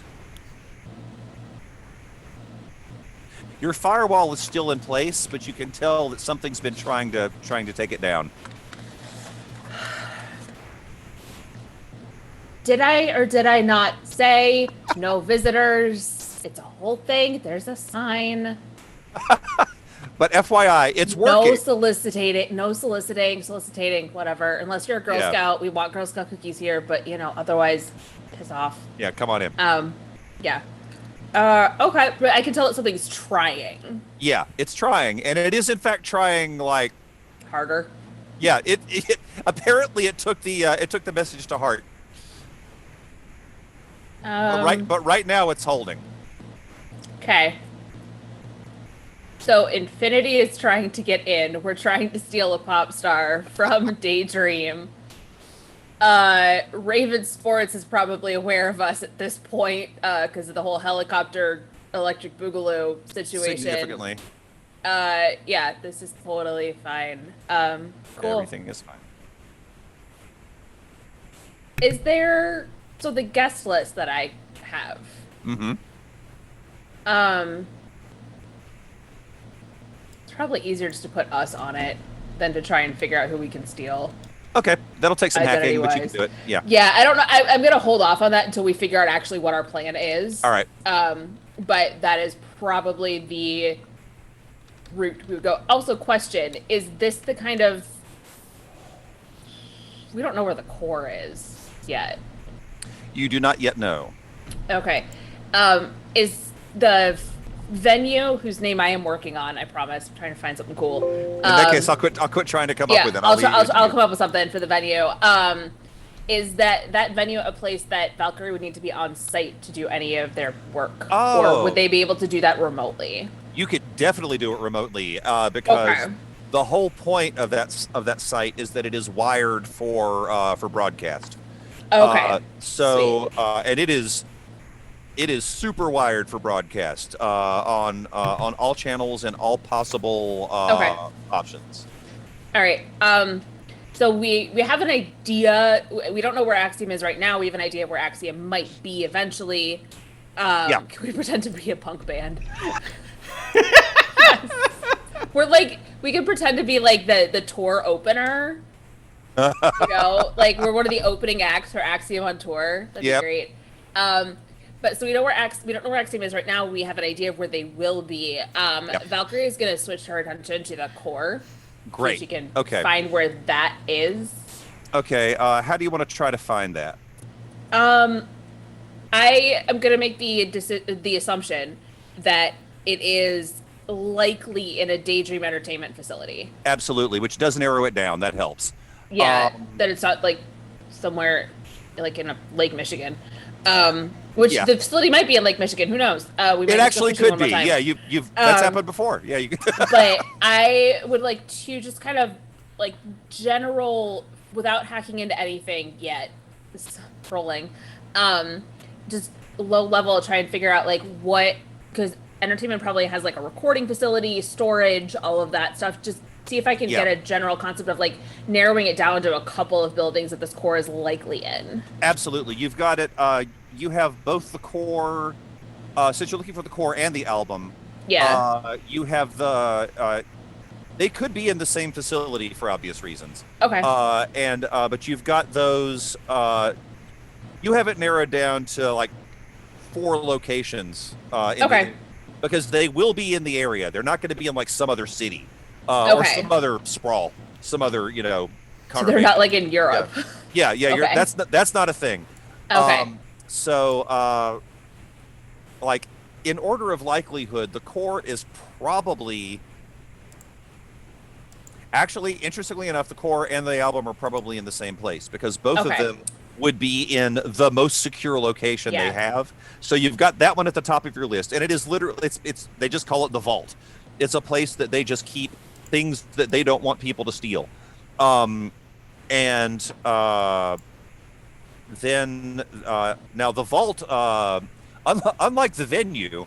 The vault is in fact there is. Yeah. Oh, actually, it's very similar to the storage at Archaeology. At the archaeology, where they've just got they've got an area that is inaccessible because they have things there that they are afraid people might upload or download. Yeah, So- they don't want somebody doing what I was planning to do, literally just yank the masters. So okay. So it is going to have to be, and the core to begin with was going to be a physical thing anyway. Right, because that's a physical piece of equipment. Okay. And also in order to steal these, you will need to steal like the discs that the masters are on. Yeah, it's a physical object for that. Okay. And that's kind of like side job. Yeah, exactly. So that is extremely nailed down and locked tight. If it is in fact in that facility, it would be weird for them, honestly, for it not to be in that facility. Because only if they were trying to throw people off. If they were like, well, they're obviously going to look here first. They could be that clever. Instead, it's in Steve's bathroom. Bingo. Kind of Yeah. thing. They could be doing that. Yeah. Okay. So. Sorry, like every plan I've ever had, I had a beans moment. Like every plan I ever had just like went out my brain. I have done that myself. So, okay.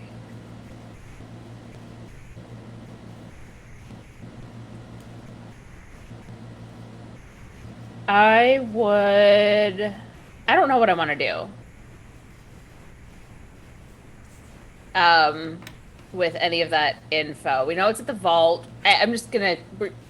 Valkyrie's gonna say we know it's at the vault. Like the likelihood of, again, like it being like the music director's nanny's cousin's house in a shoebox is pretty unlikely.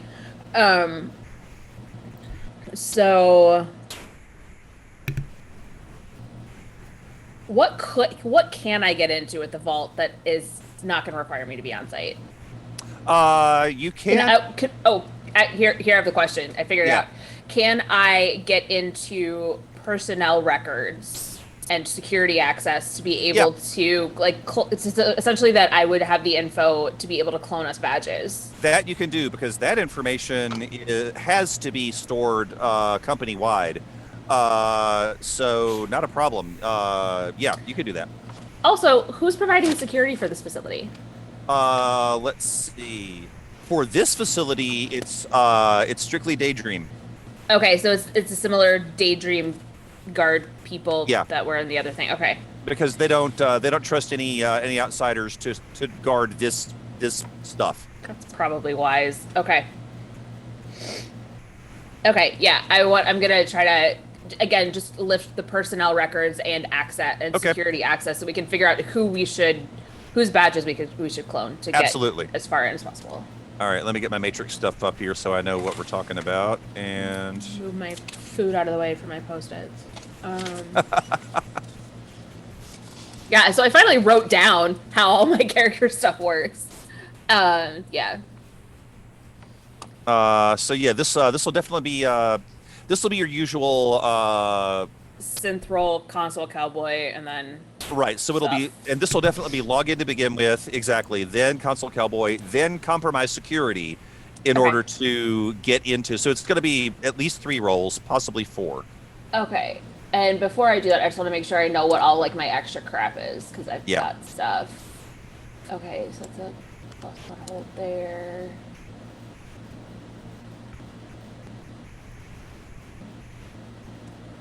And okay. Get over here. Okay, got it.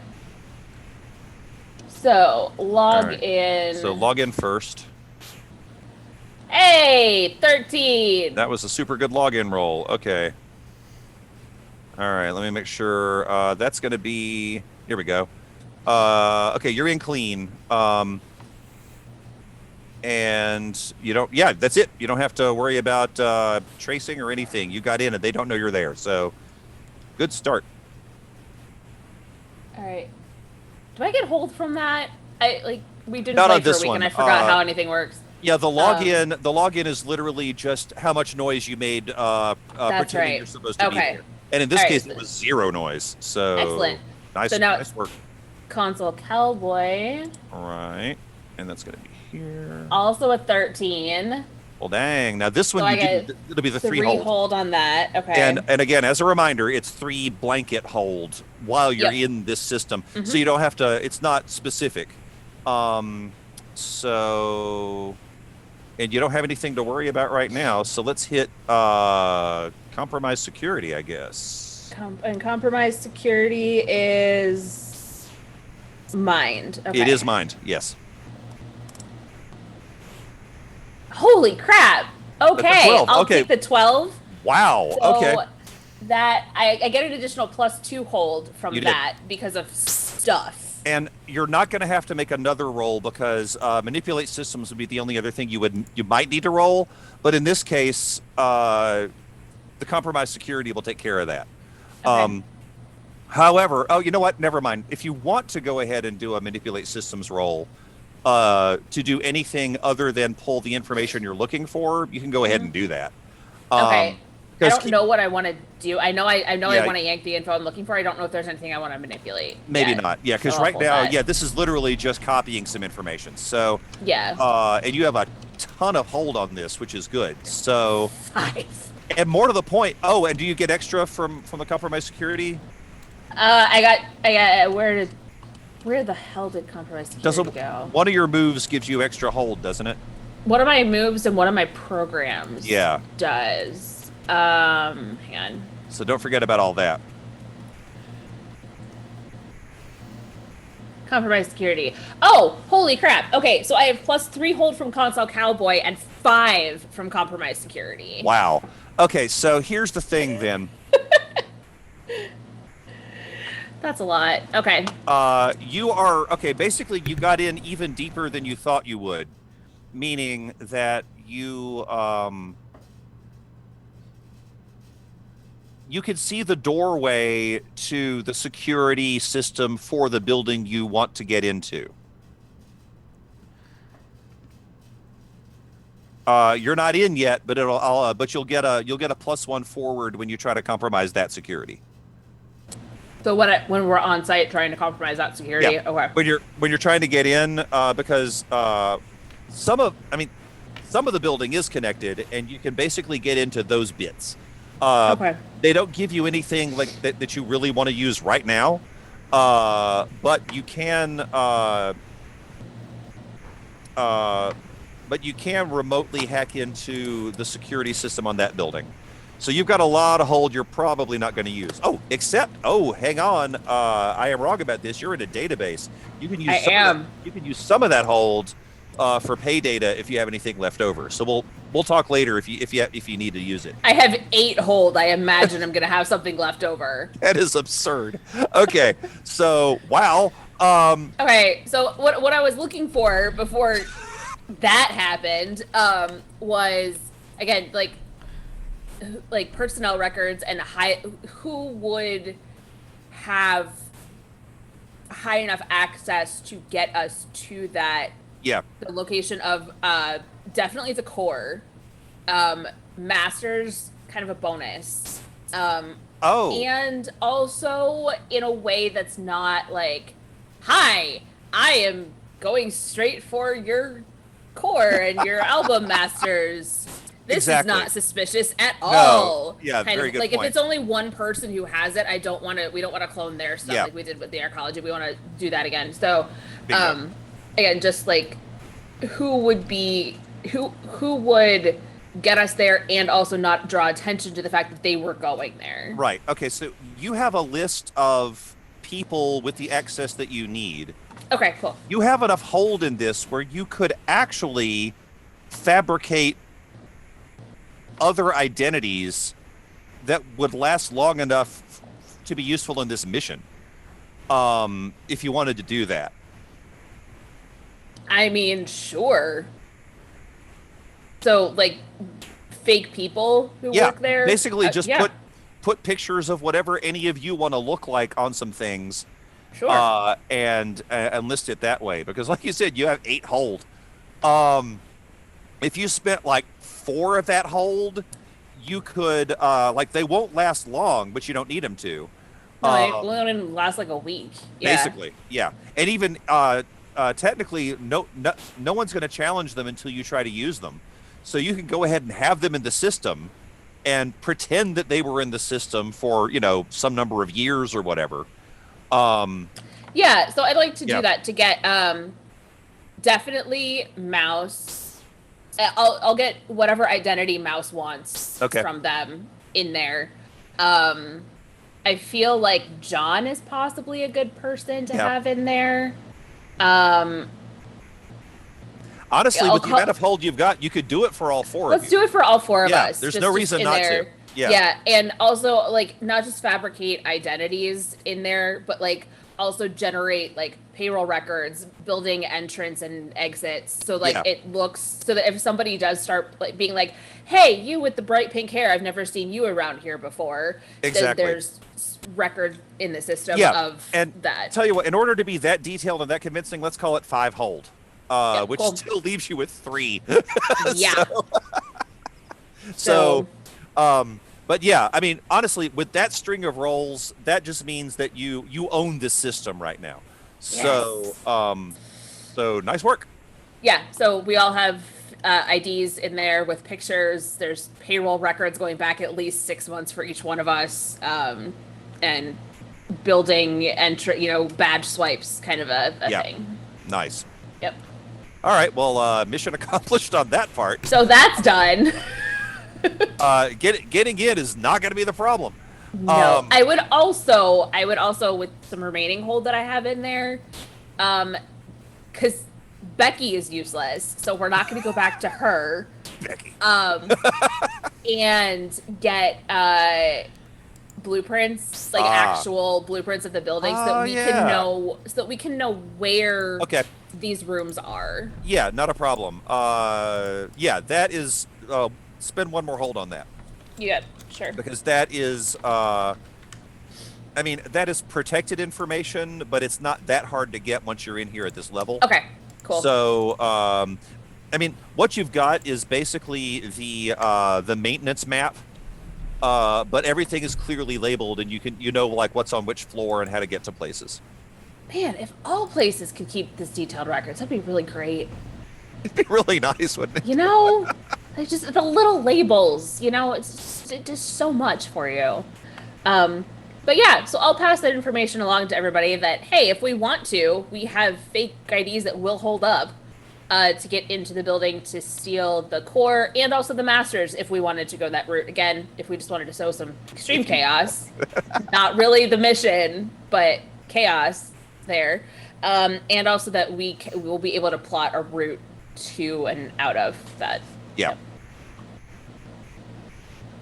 And I'll just hang on to the other 2 hold from Council Cowboy. I don't know what I want to do with it yet. So.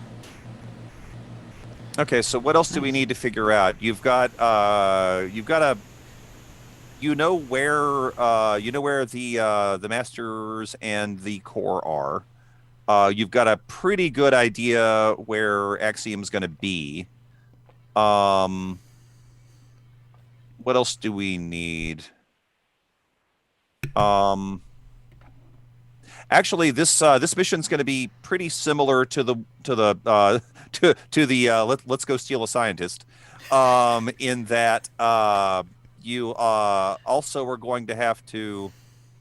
You have not yet been given a place to deliver Axiom and the core, but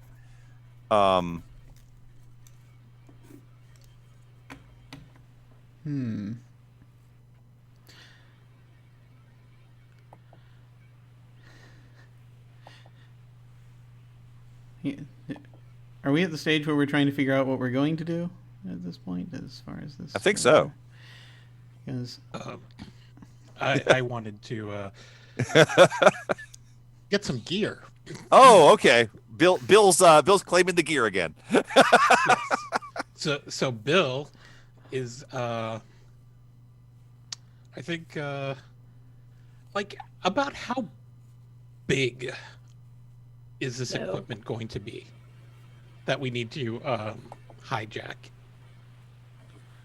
Which you mean the core or the core, like everything that we need to do to package and run off with? Like, how big are we talking? Not huge. Like the core itself is roughly the size of like an ice cream maker. Okay. So we're saying that an Escalade, for instance, for example, definitely would fit plenty of room, everything that we need for this operation. Absolutely. Okay. So I think Bill is going to essentially auction off or sell the Corolla that has ended Ultratex's career. It totally did, yeah. Or at least put a big dent into Ultratex's brand and career, and get a tricked out Escalade in which to conduct this next piece of business. Gotcha. No problem. Okay. Yeah, you have successfully requisitioned an Escalade. So tell me about the Escalade. You don't have to go into a whole lot of detail, but I'm just like, was there anything special about it you were looking for? I figured I was just going to have to create a new vehicle for it. Yeah, okay, and that makes sense. So yeah, once you have the stats on that, let me know, and I'll throw that together right now. Gotcha. But I don't think a Corolla was going to cut it in bringing people to a release party. So. Plus the Corolla's a bit hot right now. The Corolla is a little bit hot right now. So good call. All right. No problem on that one. Okay.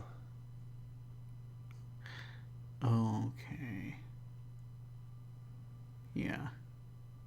All right. However, I'm not sure exactly how you found this out, but Bill, you have been getting shout outs from one of the other Carmageddon drivers. Calls themselves Hammerhead. They have been reposting the video of you blowing up the garage, and then like they've put some animations on it, and they've invited you to join Team Hammerhead anytime you want. Can Valkyrie make that go super viral? Oh yes. That doesn't require a roll. You can do that. Oh my god.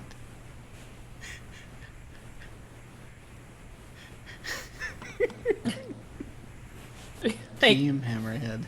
Yeah, so Valkyrie will pass all that information on to Bill. Like, hey, guess what?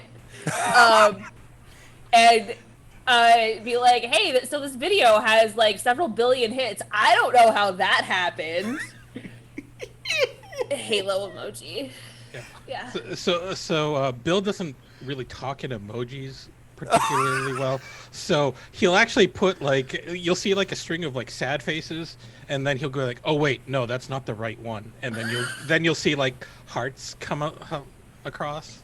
There you go. Yeah, you gotta swipe to get to the hearts. Yeah. Nice. Excellent. Why can't I search for emojis? Honestly, though, it is 2020. Why can we not search for emojis? I'm right Even there in with this you.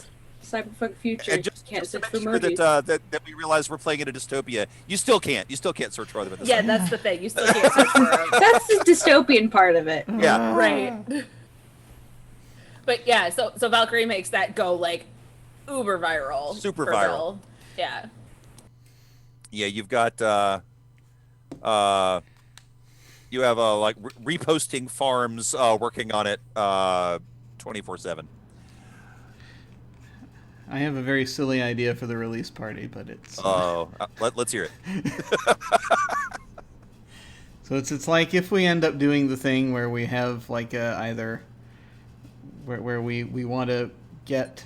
Okay, so there's a possibility we could perhaps get someone who looks like the Axiom that they built, the Axiom body.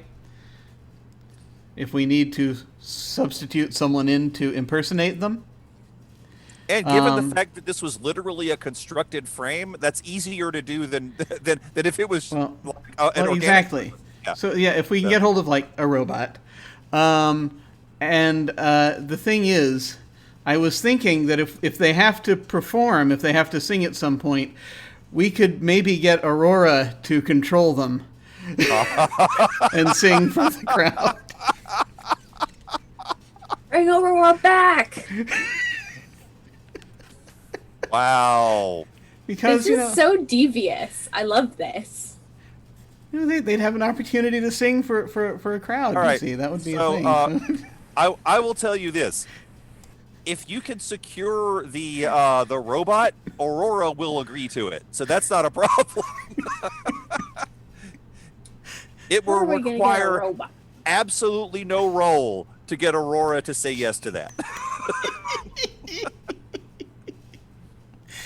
So my thoughts about getting a robot have to do, because strangely enough, I've had some time to think about this. Unfortunately, this is a terrible, terrible thing I'm about to suggest. Possibly, it's not that terrible. No, I'm ready. But, well, Go on. it has to do with how horrible people are. But there is. I'm thinking that we could probably secure a robot of the night. That perhaps has malleable features in some fashion or another, whether that be through holograms or those through. definitely exist. Yeah.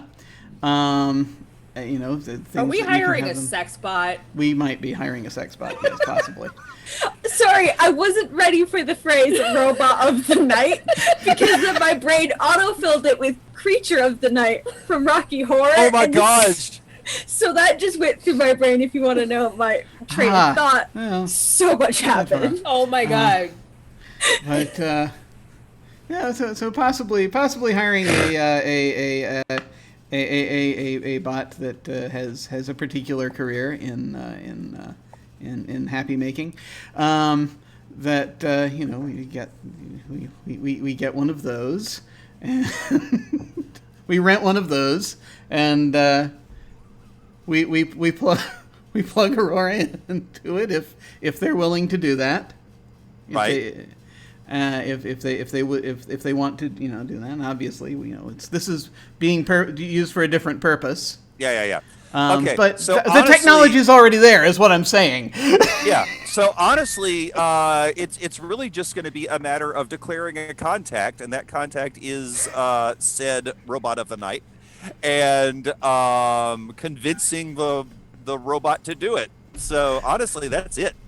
In what manner? Because really, well, I mean, that's up to you how you want to convince said robot to do this. Honestly, that could be a hit the street roll, really, because you're really just trying to you're trying to get a favor. Yeah, it's true. Yeah, because I'm tempted John to knows the robot. Yeah, I'm tempted to declare a contact, just because. I mean, I know robots. That's the whole explanation. I know robots. Done. Mic drop. Boom. Did it. that's the move. I know robots. Yeah. Wow. All right, fair enough. All right, so robot John's is. most like logistic reason. He's like, yeah, I know robots. I mean, So come on. where's the logic wrong there? All right, so hang on. That's going to be.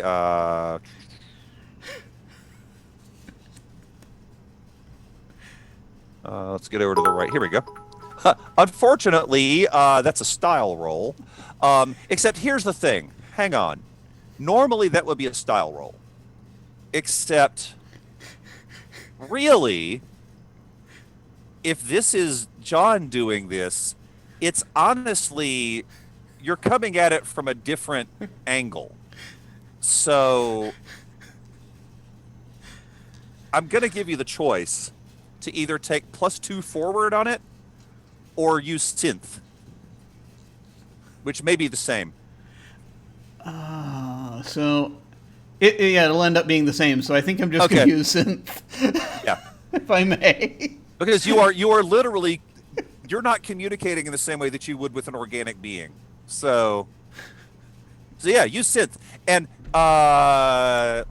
describe like how, in what manner do you approach said robot, etc. Things I didn't think I'd have to be doing today. No. Okay, so I have to figure out who this robot is. You're declaring. Oh, I need to and how I know them. Too. Yeah. Let's see. We go to. Has the robot of the night always had this job, or is it? Do you know them from something else? I was looking. I did the thing where you go to Fantasy Name Generator and I'm just checking something, because this has to be already a name in popular culture somewhere for someone who does this kind of job. But I just clicked on Cyberpunk Nickname Generator, and one of them is Eternity. Oh, that's actually great. So. I think Eternity is also a dancer. Yeah, yes. I mean, there's like, so I think I think actually, you know what? Yes, actually, let's do that. This might actually be a this is an exotic dancer. Yeah, I like it. And the reason why John knows this person is because they actually have had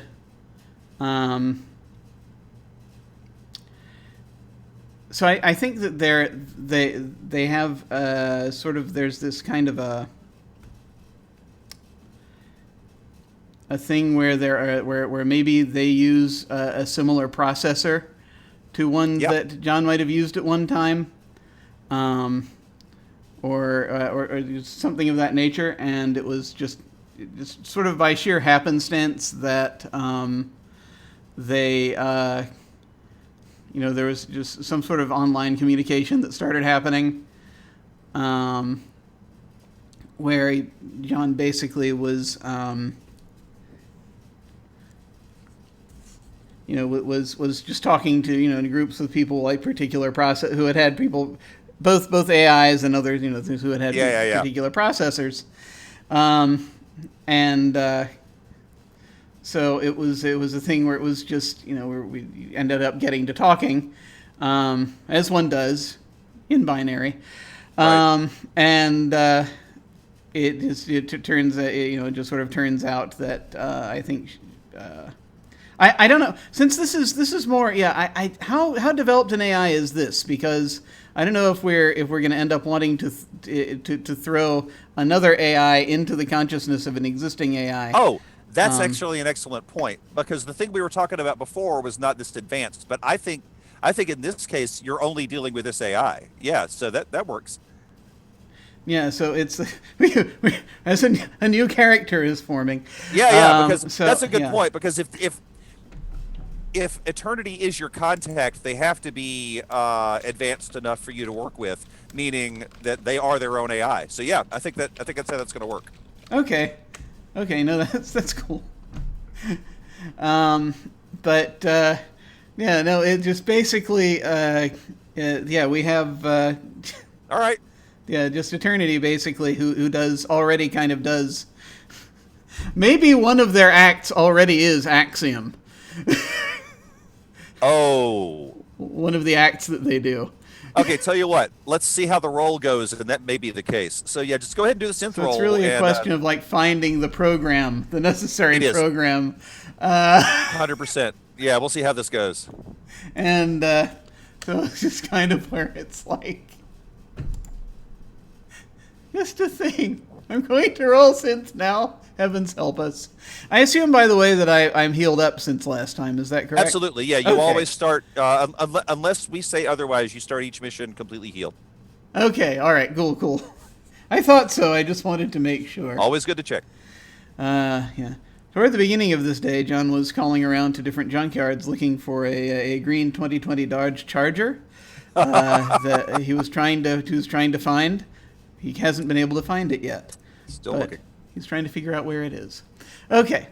I'm going to press this button now. I have nothing forward. Just Let's see what happens. I'm so scared. All right. Here we go. that was It's a outstanding. 12. That was, everybody is roll. Okay, we're back to first mission rolls. Yay! Well, for the first half, yeah. And this is even better. You get something extra out of this one. All right, so the first thing that you do, well, that's it. You don't have to choose any of the bad stuff. Okay, so Yay. First off, Eternity's going to do it. Secondly, you get I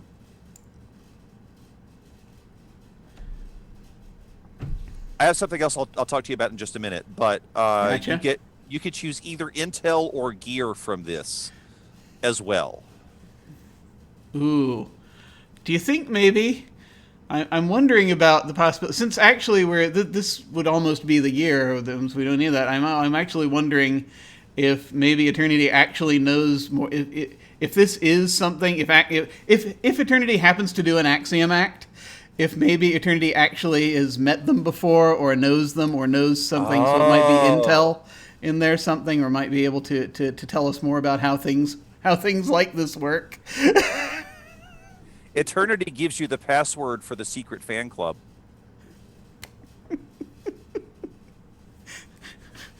Excellent. So yeah, just basically. And that means that you can use, like any of you will have access to the stuff that the secret fan club has, and you can decide what that is and use it. Actually, not any of you. I'm sorry. This is John specific. So, John, you have access to the secret fan club, which means they do have a lot of information. They are otaku level fans of Axiom, Oh my meaning God. that they follow them. Like any sighting, anything along those lines, they have information. But because they have it in a super lockdown server, you do need the password to get in. Okay. So really, what that means is you can come up with any information that you would have gotten from that, but also you can use that as a +1 forward from anything that you could have gotten from that. So it turns out that Eternity is a super fan. Awesome. So, I mean, the question basically just immediately posed is sort of like, so we might have a job for you where you'd be impersonating Axiom. Do you think you'd be interested in doing that? And let's see, Eternity knows you as John, I'm assuming. So I think so. Yeah, folks just call him John. So okay. So let's see, Eternity says, "You're not lying to me, are you?" No, this there may be some. Well, I'm giving you details here. There may be some danger involved, but Axiom will be there. We are hoping to give Axiom a bit more. And then sort of a shadow passes across his face. Let's call it artistic freedom. I am going to say yes. If you can spot me some money, I can buy my contract out here, and I can be even more useful to you. Are you also? Oh yeah. Are you were talking about this. Are they? Are they keeping you here against your will? No, but I did sign a contract, and I will owe them some money if I leave. Done. And basically, they're just asking for 1 cred. Yeah, So if no, you spend a, if I you will. spend a cred, that'll do it. So I will give them the cred. okay, and Eternity says,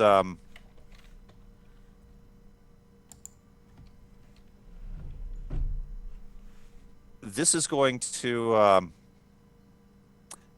change things, John. You think?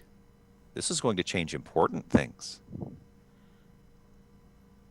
There's something you aren't. There's something you aren't telling me, I assume. You're right.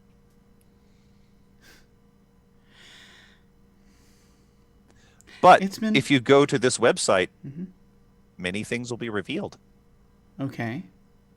Thank you. Spock eyebrow activating. All at the same time, the three of us just went, "Excuse me?" Yeah, all three of us just had like the head tilt of what now?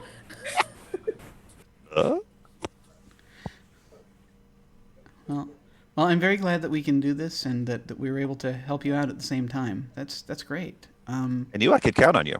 I just didn't know I could count on you.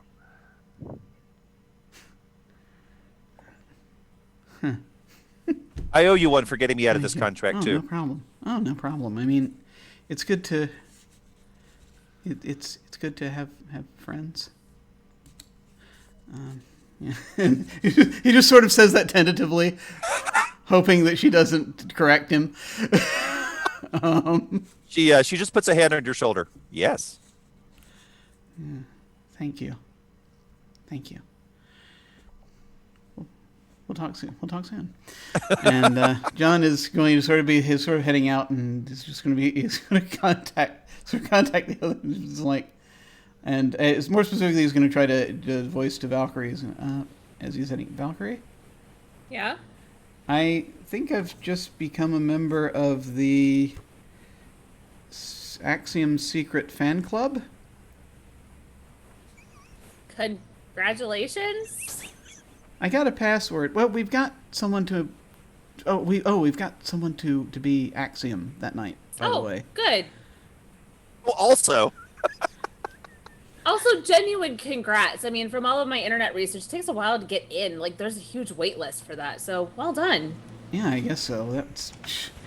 Wouldn't be the first time I've waited for crap. But anyway, no, right. Anyway, no, but so apparently the Eternity said her name's Eternity. She just said that there apparently this is representing a big change, and she's very excited to do the job. She's an AI, so she has a certain skill set. I'll send you the details. And John will send you details. Okay.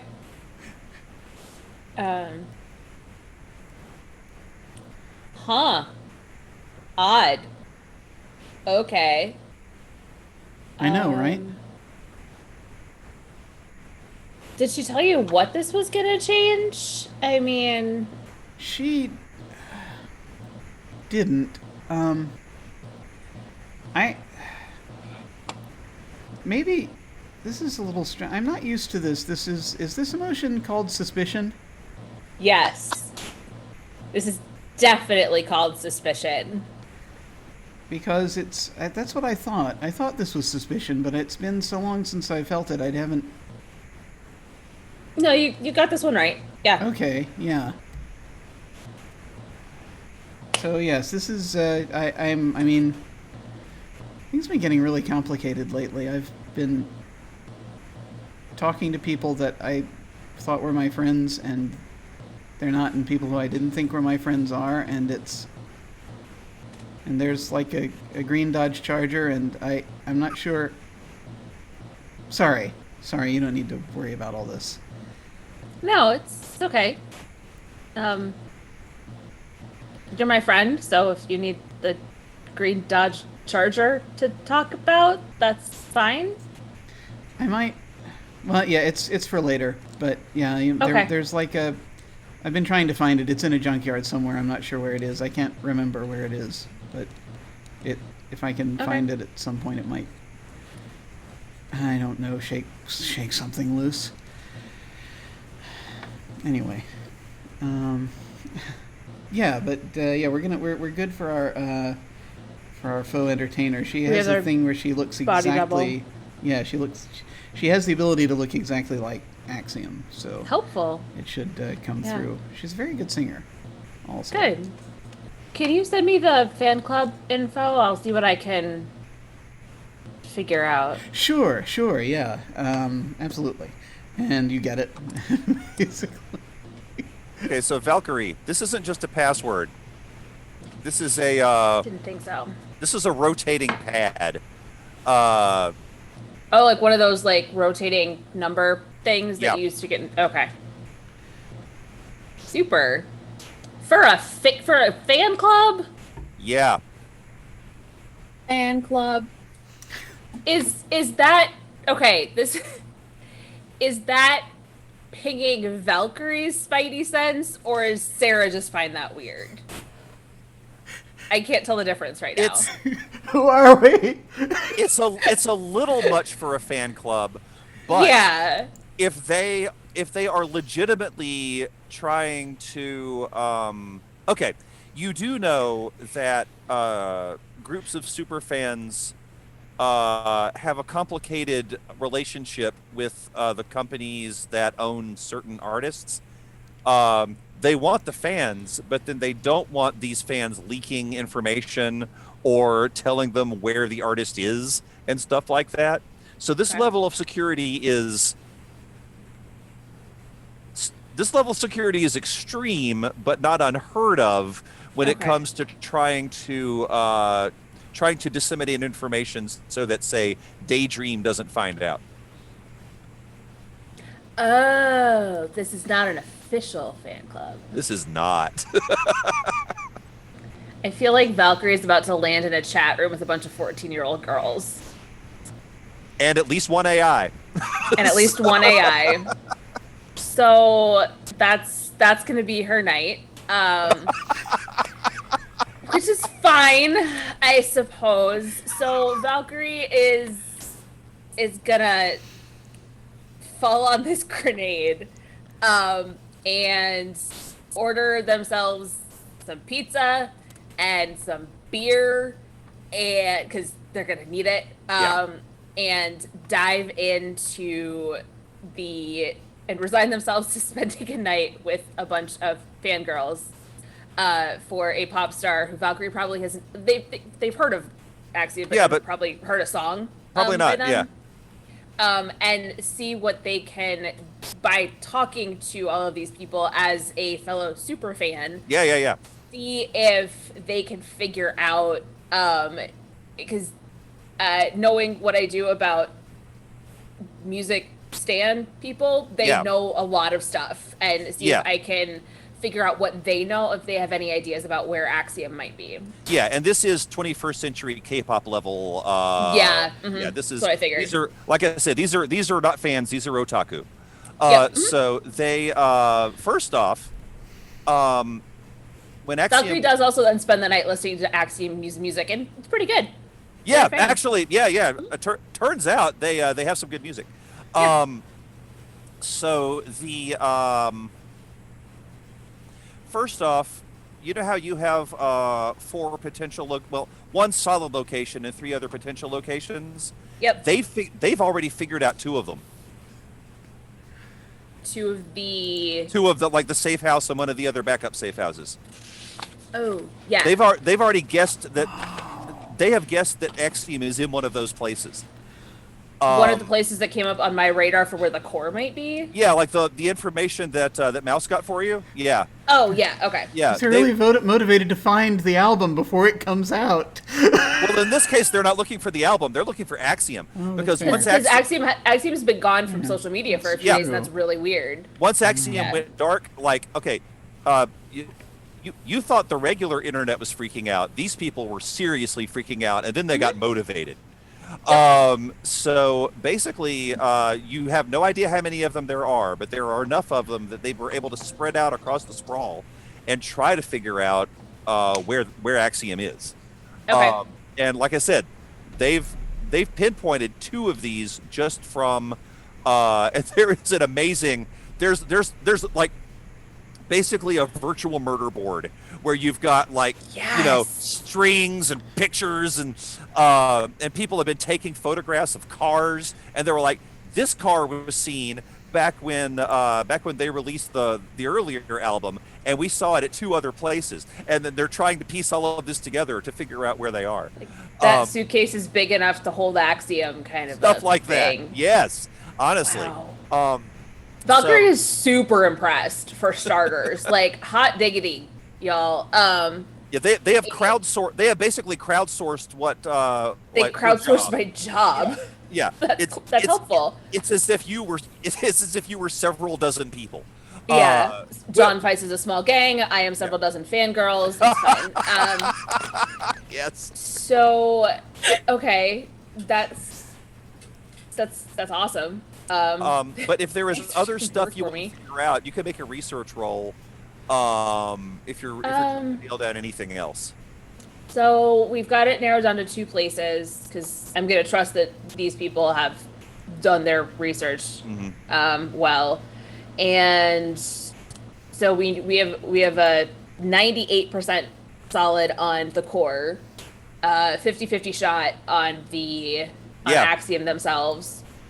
And the core and the masters are in the same spot. They're in the same building. They're in different floors of the building, but they're in the same building. It's going to be the same night that we get those out. 100%. If we want to take the masters, that is not this mission. Should you wish? That's a very good point. Yeah, it's So, it's definitely a side mission, but you could do it. So also, I want to find out if they have any idea. I don't know. I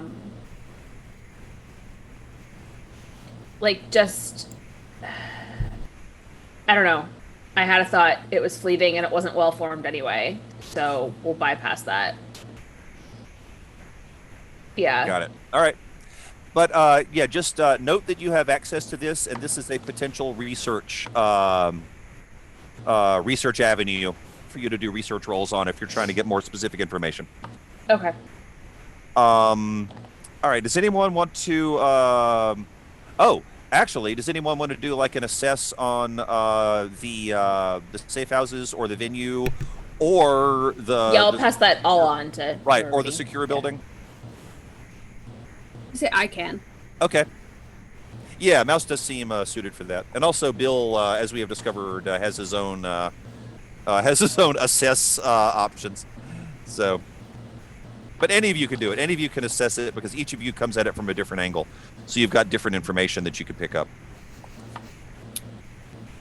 Yeah, I want a little more information about the safe houses and kind of like what's the dealio, so we can narrow it down to what one most likely. No problem. If you want to visit both of them, you have time, so you could just make an assess roll for each house. Yeah, I'll scout out. All right. Hoodie up, let's go. All right. Do you want to go to the most likely one first or the less likely one? Ooh, what order would be probably least likely first? Okay. I don't want to be too obvious. Okay, so that's an edge roll.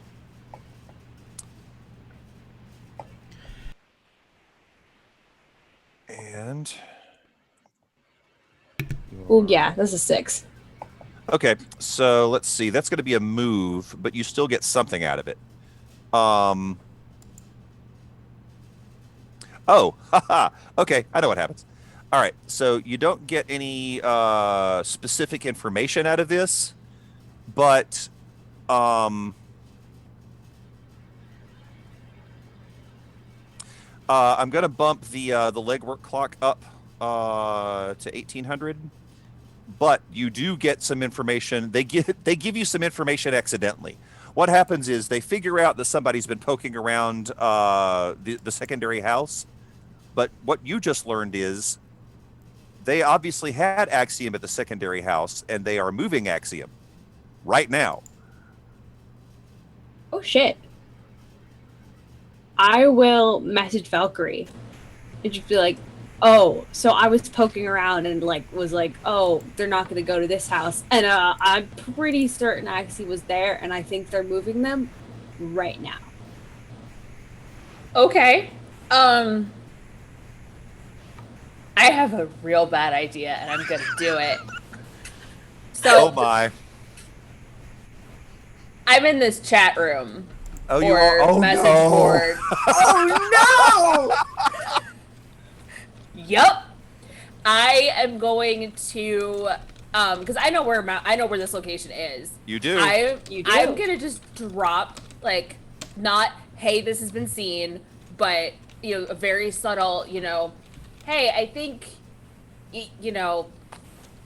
I know a dude who was on his bike and he thought he saw Axiom, coming out of this building, whatever. And I want to basically summon Axiom stands to flash mob this building. Damn. So are you sending them after so the secondary house, the one that Mouse was poking around? Axiom's in and moving from. Yeah, good. Just checking. Okay. Yeah, that does the digital equivalent of stirring up a hornet's nest.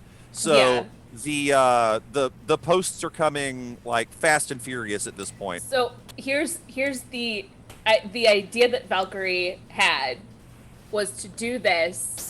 First of all, I want to thank the studio job from Leverage for giving me this idea. So kudos to all of you. Is to do this. Tell John and Bill about this. Also somehow through Mouse to Shirani to Axiom get this info. So potentially we can get Axiom out of the car, out of the crowd, and out. Oh man, totally jump the gun on it. Okay. Yeah. Interesting. I don't know if that's possible. Oh, it's possible. That was the idea. All right, tell you what then. This is just going to be a series of rolls to see how successful everyone is. So right now, Valkyrie, your work here is done as far as getting the ball rolling. It's just this massive text chain, and eventually Valkyrie just gives up and calls and gets on a comm channel to everybody because that's faster. It is, and just sort of says this is what's happening. I think we've got an opening with which we can grab Axiom right now if we wanted to. Everyone is in range of this to show up on time. Tell me where you are though. Let's start with Bill. I want to see where Bill is. So Bill, he's actually making an effort now to plan the possible routes for driving routes. Right. You're doing your job. Release party. He's really actually doing his job. Yeah. So he's going to check out and scope out the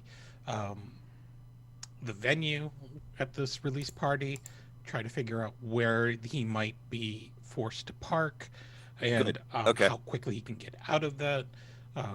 I think he's also mapping possible routes to safe houses. So these are already on your radar, both literally and figuratively. So, especially the one that Valkyrie was talking about, it's already on there. So tell you what, first off, and this is actually not related specifically to this action that everyone I think is about to take. Although, forget I said that, it might be. But anyway. And we don't have to do this. That was just Valkyrie's instant, has been eating pizza and drinking beer and has been involved in all of this for the last 6 hours of their life. If everyone wants to do that, you can. I mean, there is no reason that you can't just jump straight into the action side of it if you see an opportunity. And you did. So let's see. Bill, do me a favor, make an edge. Wait, is it edge roll for assess? Yeah. Yeah. So you don't have anything that changes that on assess, do you? No. Okay. So yeah, give me an edge roll, and this assess is literally going to be the driving side of this job. So it's going to be the routes. It's going to be all of this. Oh, not good. Hang on. That's I didn't see it. Wow, that was a 4. I have a 2 in edge as So well. you literally rolled as badly as you could on that. All right. So here's the thing. The good news is this is not going to be your usual this isn't going to affect the thing that you might be doing with Axiom. This is literally just you don't get any extra information about the routes. And let's see. Trying to think how we want to work that. I don't want to just bump the clock up for this because that doesn't make a lot of sense. Oh, I know what it is. Something gets in your way. Oh, no, duh. You've got Foyt fans after you, and they've been after you, and they just show up. So right now they are. Oh no, these guys have cars. What am I thinking? Of course they have cars. Except here's the thing. They have cars like. To the untrained eye, these cars look badass, but they are not. These are cars that they have dressed up.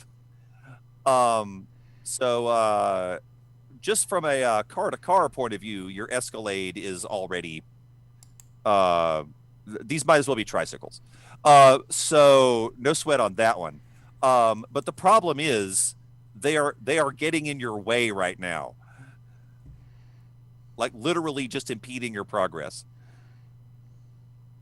Yeah, so and shouting things like Ultratex rules. Really original. Yeah. So we're gonna say that Bill is sort of just sitting there, just hanging out, sort of one foot inside the car as he's scanning the area and maybe eating chips or something like that, drinking a nice coffee. That's it. Yeah, so he's drinking a nice found familiar iced coffee. Perfect. And he sees this. So do they all pull up? Oh yeah. Something? Yeah. Yeah, so they're fronting. They're just they're chest beating at this point. All right. So you listen here, you sons of bitches. I'm gonna make an example out of you. So come and get me. And he's gonna take his found familiar iced coffee. He's gonna chuck it straight into one of the truck's windows. Perfect. At the driver, and then hop into his Escalade, and it's on right now. Yeah. He's just driving off. All right, so that's gonna be definitely. You get to use Hot Shit Driver for this one. So hang on, let me look up the other stuff just to make sure I got the information though. Car chase. You just hear Valkyrie does not pump ABBA through this time, but pumps up some really badass, the chase music from the highway scene in Matrix Reloaded is full volume. Got it. Nice. In there for Bill. That is good. All right, so let's see. You got a lot of cool stuff in this one. You had second skin, right? Yeah, you do. Every driver has second skin. All right, so okay, it depends on what your plan is. It sounds like you might actually be mixing it up with these guys. Yeah. Okay. Yeah. So now when you do mix it up, you need a goal. But your objective can simply be get to where you want to go and really embarrass these guys. Yeah, I think what I'm going to do is that Bill's goal is to make this as big a public display as he can. Got it. And he's going to torch. His goal is to make this a big display and torch all of these cars that are after him. Got it. Okay. Because he's going to make an example. Very good. I like this. All right. So in that case, what is that? A synth roll? Am I remember that right? Or actually, it is synth. If you you can roll synth instead of meat plus your car's power in order to do the mix it up roll. Okay. So, did you get the stats on your Escalade? Yeah, so I'm Okay. going with power 2, looks 1, weakness Dang. 1, Okay. armor 1. Which weakness did you choose? Weakness is going to be Guzzler. Okay. It So is that an won't affect you here. Escalade, so It is an Escalade. That fits. All right. So in that case, roll synth, add 2 because of your car's power. So this could be a significantly high roll.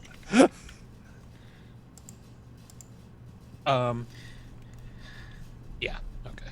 And so the new power that I picked, which came out of the last mission, is Right. a power called Daredevil.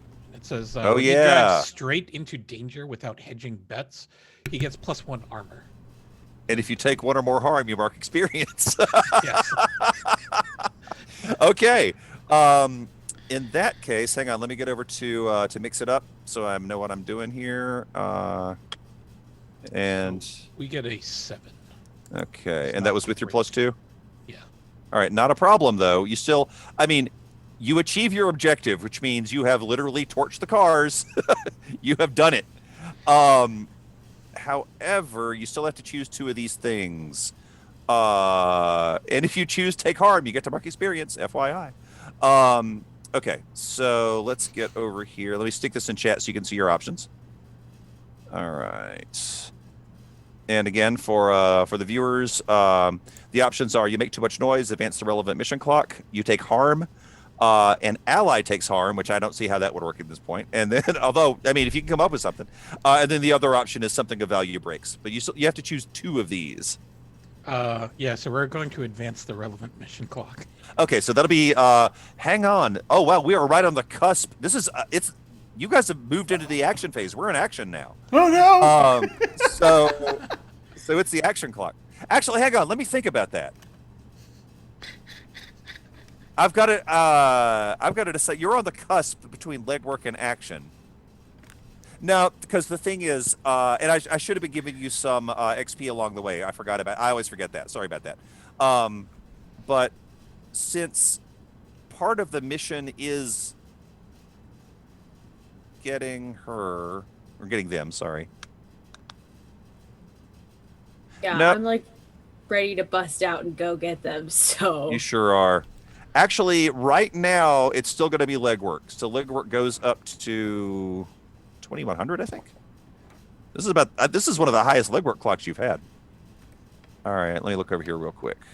All right.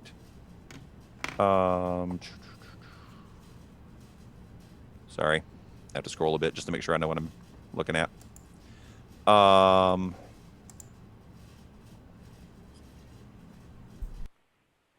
Because I have a list of things that happen at each one of the clock points, and I've got to make sure that I hit that too. All right. Ha, okay. Interestingly, this does not affect. Normally, what this would do is it would bump the action clock up to 1500, but right now, it's already at 1500. But that does it has some fictional information that's going to be thrown in. But the thing is, the fact that you are nabbing the star right now, right under their noses, is probably going to alert them to some stuff anyway. All right, so I'm sorry. You said you're going to advance the mission clock and take harm. Were those the 2, or? Yeah. Okay. So this is how Bill Yeah, I would incurred harm. Yeah, please describe the scene for us. So it's the last car, and the last car was we'll say it was a truck, like a Ram or something, a Dodge Ram. Yeah. And so they're driving along, like side by side, along this highway. And Bill's got his window up, and the other guy's also got his window up. But Bill like pulls up right next to that passenger side, and he breaks through both his window and the other person's window at high speed to grab that guy and pull him out of his driver's side, out of the passenger side window, and swerves his car so that he just pulls him like right out and just leaves him flying down the highway. Got it. And yeah, that was the most metal thing that people have seen him do. That definitely was. Well, normally that would cause you 2 harm, but you get +1 armor because of your Daredevil move. You also, do you have any other armor, or was that it? No, so it's 2 armor there. That's Okay. basically it. Oh wait, so is it 2 armor total, or? Yeah, so it would be 2 armor total. I don't know. Would hot shit driver factor into this? Oh, could it I roll definitely that would. Just to Yeah. What does that give you? In this case, it would give me edge. So hang on, let me look at that. Oh, you could use the hold. Yeah. Do that. Sorry. Right. So roll edge, and we'll see what that gives you.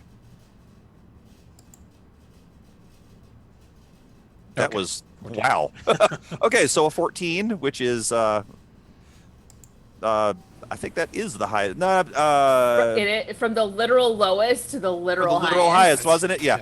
All right. So that means you now have 3 hold. Interesting. You still take harm because of the mix it up move. Okay. But you still, which means you at least get to mark XP. Though here's the thing, your armor kept you from having to mark any harm off, if you see what I mean. Sure. But you still have to make the harm move, which I will give you in just a second. But let me put this stuff in chat, because this is the stuff you can use this hold for. Okay. You have 3 hold. I was just thinking if he was going to suffer 2 harm, I was thinking that 1 hold could at least reduce the harm to 1. Oh, totally. Yeah. In fact, really, if you wanted to, spend a harm for spend a hold for that. You could definitely do it that way, and that way you won't have to. Actually, I think that's still going to require, because harm was done, even if the harm is reduced to 0, which it is. You'll still have to make the harm move. So let me get in there real quick and look at that. All right. There it is. Okay, so you you just roll 2d6. Let me see. I don't think you have anything that reduces the harm move, do you? No. Okay. So is my harm at like 1500 right now? Actually, your harm is you are currently at still at noon, so you don't have to add anything to it. You're literally just rolling 2d6. So, so when it asks for harm suffered, it'll be 0. 5. And that is good. You want low on a harm roll. It's the only time you want low, which means nothing extra happens to you. It's you just have some cool cuts on your arm and hand right now, that just make you look extra badass. Yeah, so there's this like new meme that's going to come from this, where after he does that and the other driver is sort of slowing down in shock that it happens, you just see Bill like stick out his bloody hand and flip a gigantic rocket, as he drives off, and then just move on to the safe house. Got it. I also can't wait to see the other people's reaction when they see the shape of you and the Escalade when you get there. So, and more to the point, it's going to be obvious that the glass was broken from the inside.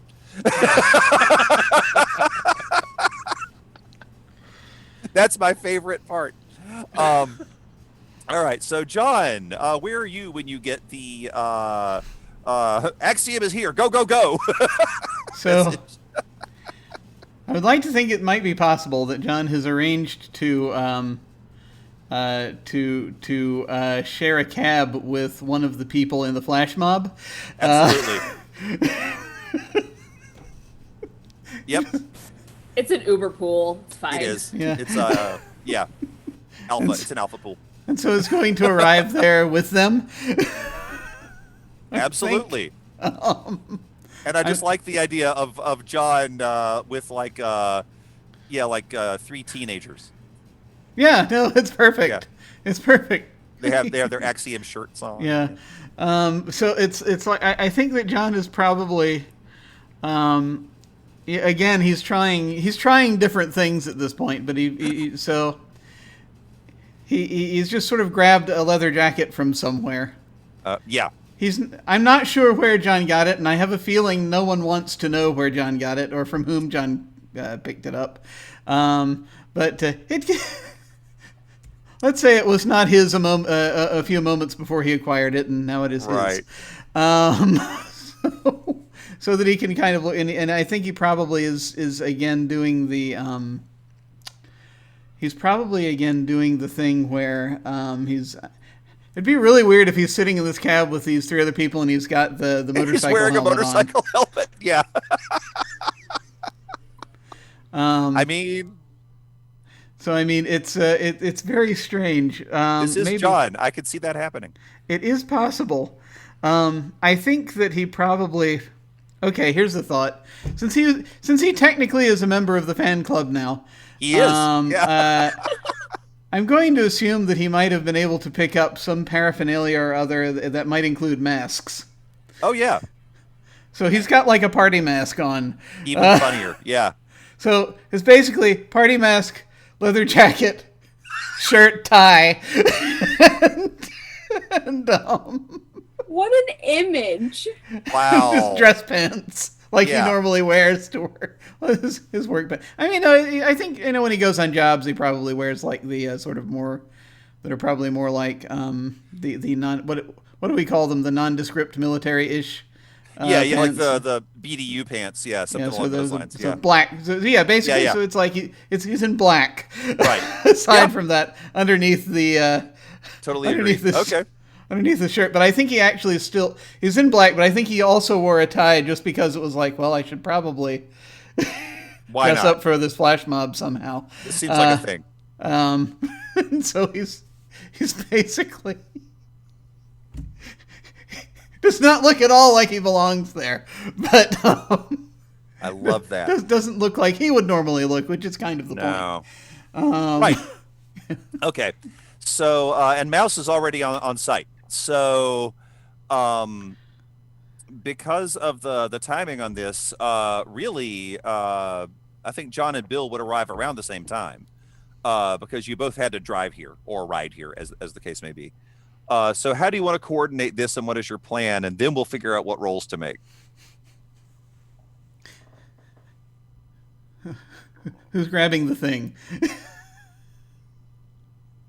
And by thing, do you mean Axiom? Yes, I'm sorry. Who's grabbing the core? Who's grabbing Axiom's core? Yeah. Well, the core's not here. It's just Axiom. Oh, it is Axiom. Oh, the body. Yeah. The body. The body's here? Yeah. Yeah. They're moving the body from I was gonna say A to B. And by the way, you're not committed to this. You can back away. I'm just this is just a really bad idea. But if you wanted to just jump in and already get them, you can do that. So. I was like gonna say, is Eternity here? Not yet. Oh, okay. Actually, no. Eternity. You know what? Eternity just quit their job and is probably and definitely got that message because Eternity's on the fan club.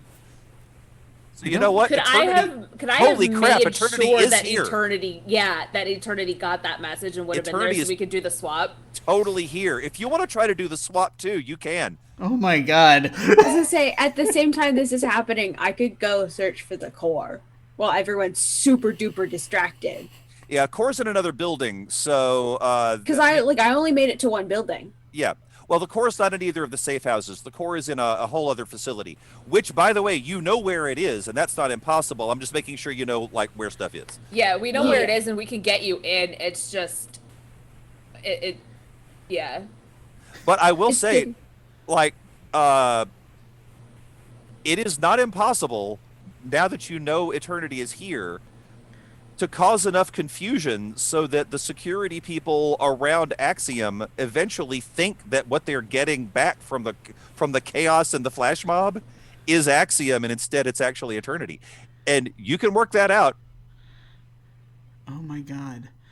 That is not impossible. Well, hopefully, basically, I just want to make sure that Eternity can get out afterward. That's kind of the thing. I mean, they can just look like someone else afterward, I suppose. Yeah. If they want to try to escape, but yeah. Eternity is not going to be held in the same manner that Axiom is. Yeah. So, So as long as she's I feel okay, like then, Eternity's God. okay with that. yeah, that's really the question here. Oh, because- for that matter, why? Well, let's just assume Eternity's in the car with you, John. Okay. Yeah. But is Because why not? Eternity okay with this plan? Yeah, I think that's really honestly, the question. Eternity honestly seems pretty excited by the idea. Would you like to be Axiom for a little while? Yeah. Oh, you mean I get to be Axiom even longer? Sure. Yeah. Oh my God. I'm scared. Yeah, so I mean, if it's okay with it, if Eternity is good with this, Yeah, honestly, she Then, is fine with it. That is not a thing. then sure. I mean, I'll just basically, whoever's grabbing the thing will, I guess, aim Eternity in that direction, and we'll try to do the swap, and I'll run interference if need be, and punch All right, people so if need be. basically, yeah, and we don't have to be super detailed about this, but each of you tell me, or not even necessarily each of you, but come up with the shape of the plan, and we'll figure out what what happens, just so we know. Because I mean, it sounds like cause a riot, switch the people, escape with Axiom. I mean, is that sort of where we are? Okay. That's what I was hearing from everyone. I just wanted to make sure I got it. Okay. In that case. Yeah, that's where we're at. Yeah. Okay. All right. Good. So, question: Yeah. How is this body actually stored? Like, Well, like, I mean, what's the setup here? Like, are we talking a oh, hyperbaric chamber? Are we talking actually, cryogenically frozen? from everything that you've seen, I mean, for all intents and purposes, assume that this is that they will be walking around and are being led from place to place and conscious. So they should be in the same state of consciousness as Eternity at this point.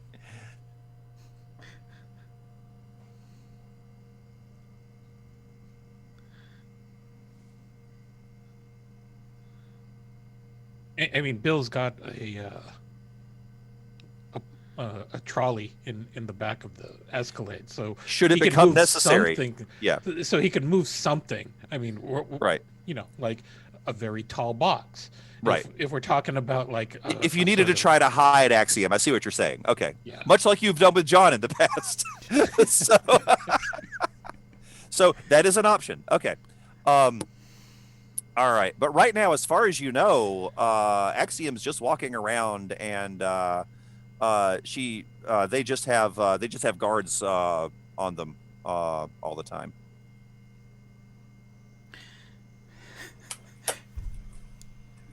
On the end of distraction, I will say that once the mob gets close enough to the point they're mobbing the guards, I think I'm just going to start punching guards in the face. Do it.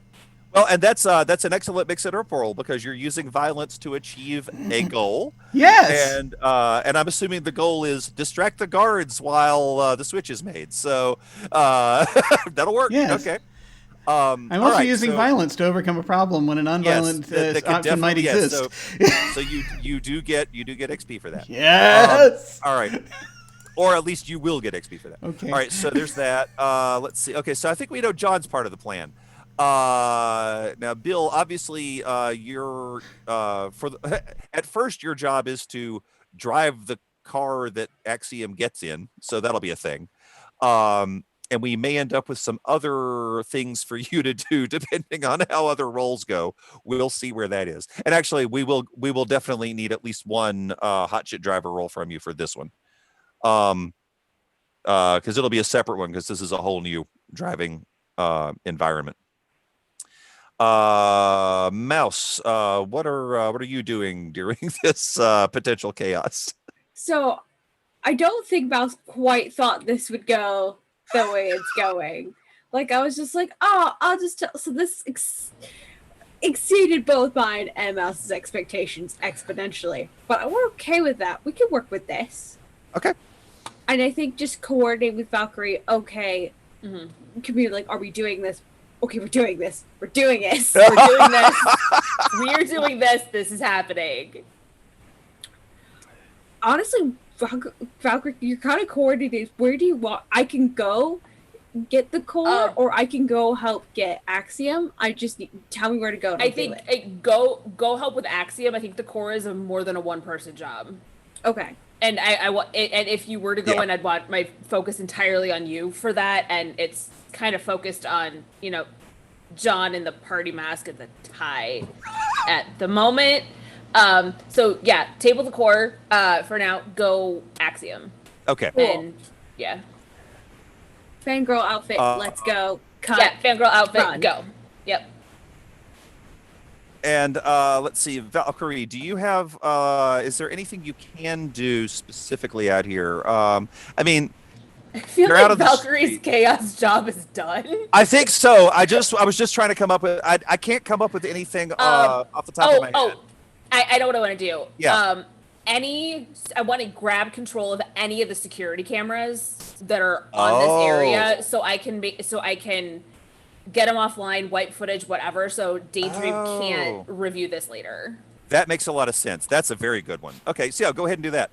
So in this case, this is going to be, this is the typical trio of roles. It'll be login, console cowboy, and compromise security. Whew. Okay, 10 to log in. Yes. Okay. So that's clean. That's a smooth login. Yeah. So you're good on that one. Console cowboy is mine. 13 on console cowboy. So that's, hot diggity, my dice are back. Knock on wood. So even if you get a bad roll on the compromise security, you can use the hold from this one to help you out. So that's good. Yeah.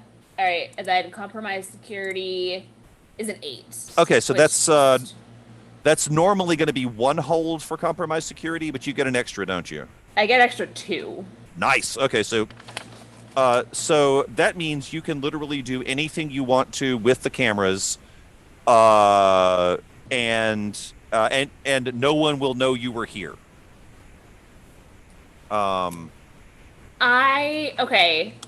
want to, like, anything on this, like, street that could possibly be focused on this, I want to grab. Suddenly they're all just going. Yeah. Suddenly they're all just going the other way. And oh God, do I want to do this? I think I do. I need to look up what this is first. Please hold. Yeah, okay. So what I'm gonna do is I'm gonna grab hold of all of this, make sure that, like, from about the timestamp of before Mouse even got there, Sure. until this is all cleared, all they see are gifs of Valkyrie from the Marvel Universe on all their cameras, so they know it was me. It's just Tessa Thompson all day long. It's just Perfect. Tessa Thompson in armor, looking super hot all damn day long. And I believe that also counts as, like, infamy for me. In a big way. That's XP. Yeah. That's definitely XP. So that's what Valkyrie does. So it's mainly to make sure that Daydream can't review this footage later. Absolutely. Yeah. They can't even try to piece it together. Yeah. No, she's gonna leave a major calling card. So I love the fact that no one knows you're here right now, but they will definitely discover that you were here. Yep. Nice. Okay. Well, that's that part. Let's cut to Bill. First off, the flash mob has started. Let's see, what sort of... Oh, okay. So Axiom has this video, and in this video, they have a whole bunch of versions of themselves dancing. So it's mostly done digitally, but it's one of their most famous videos. So the flash mob have all come dressed as Axiom from that video, and they are recreating the video here on the street. And Doing like the Thriller dance. basically, yeah. Except it looks more like, you know, that video of the Michael Jackson song with in the prison. It looks more like that. It looks more like that many people dancing, and so they are just covering the street. There's a few dozen people spread out and covering the street just in time for these security guys to be of the opinion that they are sneaking Axiom out of the house. And this is when Bill pulls up. Let's correct them of that opinion, shall we? Okay. So we're at the safe house, and we have all these Axiom cosplayers. Yeah. Doing their thing.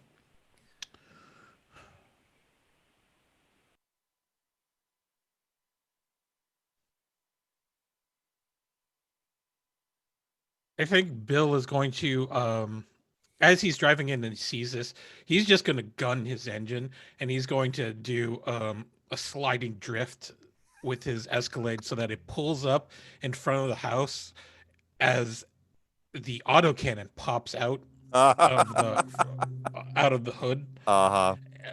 And he's going to take aim with it, and he's literally going to blow the roof off the safe house with it. Wow. All right, so double distraction. Yeah. Okay, tell you what, that's gonna be another mix it up, but it's clearly synth. So go ahead and do another mix it up on this one, because there are armed people in the house that might, or coming out of the house that might respond. We'll see.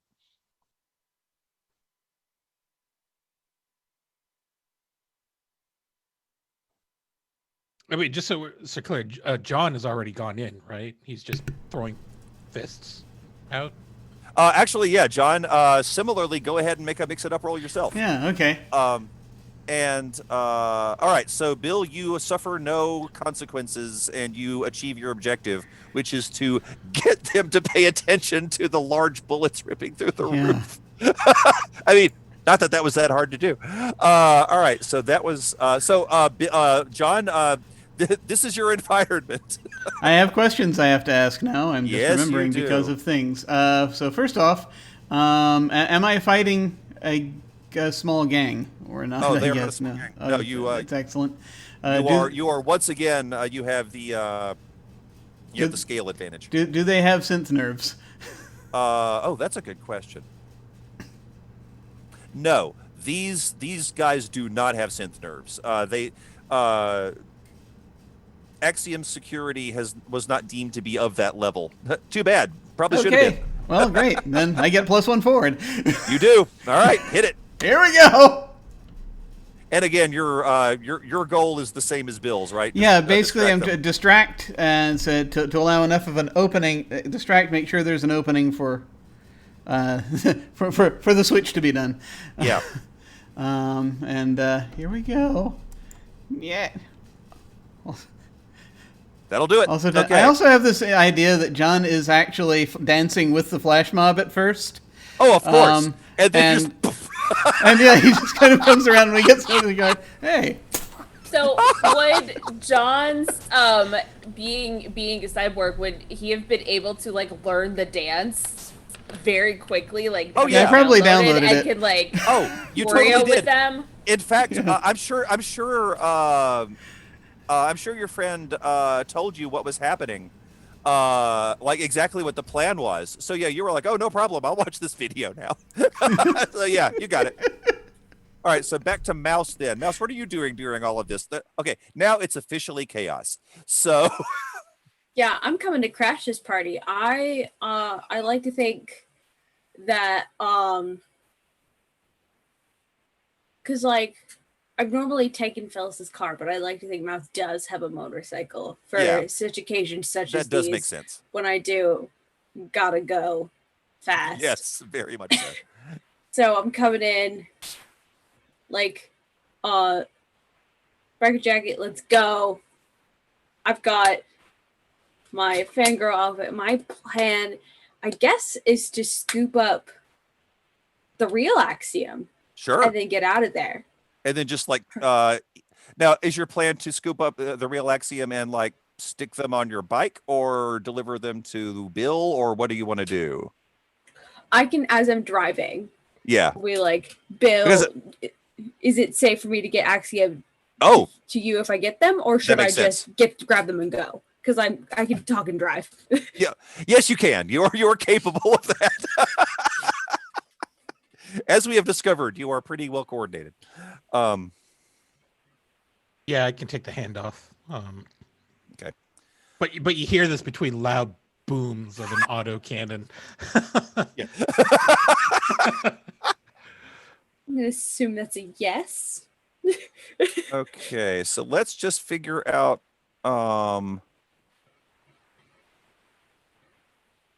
Let me see what that's going to be. One moment. I've got to figure out what to roll for this. I have a couple of ideas, but I need to make sure it fits. All right.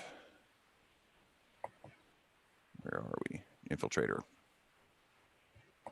I don't think you have any infiltrator moves that are specific to this kind of thing, do you? No, not really. This is not usually my style. No, it definitely isn't. Yeah, this is. I'm not a guns blazing. No, this is more of a, this is a Bill and John thing. Yeah. All right. So let's see. Bill used to be really reluctant to do this sort of thing. He used to. Bill's really proud of Michelle, and I'm very proud of him. Cut to Bill just like exploding things. Absolutely.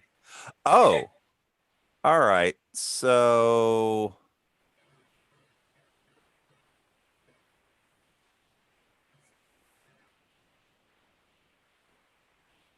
no, that doesn't really fit. I have one potential idea. You could use the skill wires to help you in this. Oh, I never use them. I should know. use them. You should do that. And I don't think I actually have established any of them because we started to, and then we I almost did. So you've still got two completely. So what kind of thing? Them. What kind of thing would be helpful in this particular case? You were asking the real questions. Oh, you know what? Since you're doing this whole thing on a motorcycle, you could just make it like motorcycle, like stunt motorcycle driving. You know, if you yeah, that works. All right. So in that case, what we're going to do for this move, we're going to make that like a hot shit driver move. Then it's going to be basically the same thing that Bill gets to do. Okay. Because the skill wires are going to give you this ability. Okay, cool. So let me look up what that does exactly. Hang on. There we are. All right. Your edge is pretty good, isn't it? It's good enough. Okay, so but because you're using the skill wires, give yourself a +1 forward. Cool. And just note that one of your skill chips is really good motorcycle riding. Yeah, let's do this. All right. Well, ooh, is that a 10? Does a 10? That is 3 hold. Okay, so this is very cool. You could pretty much use 2 of the hold to take care of this. Because really, officially, what it does, I think it's still in chat, isn't it? I think it was one of the last things I stuck in there. Yeah. So the last thing I put in there was avoid 1 external danger, escape 1 pursuing vehicle, maintain control of the vehicle, impress, dismay, or frighten someone. So really, you can use that stuff. You've got 3 hold to use. If you use 2 of the hold, that can basically be you getting in to the place that you want to be. You don't have to grab Axiom because they are already ready to run. So basically, Axiom will then get on the back of your bike, and then you can use the second hold to duck over to Bill's car, at which point Eternity is going to run away from Bill's car as if they have escaped. Yeah, a beautiful Scooby-Doo. It's awesome. Yeah, that'll do it. Okay. So, but all of that works because you've made a really good roll. So we're good on that. Okay. So now, Bill, you have Axiom in your car. Okay, is John going to I don't know what be John's in this doing. car too? You can try to pick up John I mean, Yeah. if you want to. if you want to get out of there. Yeah.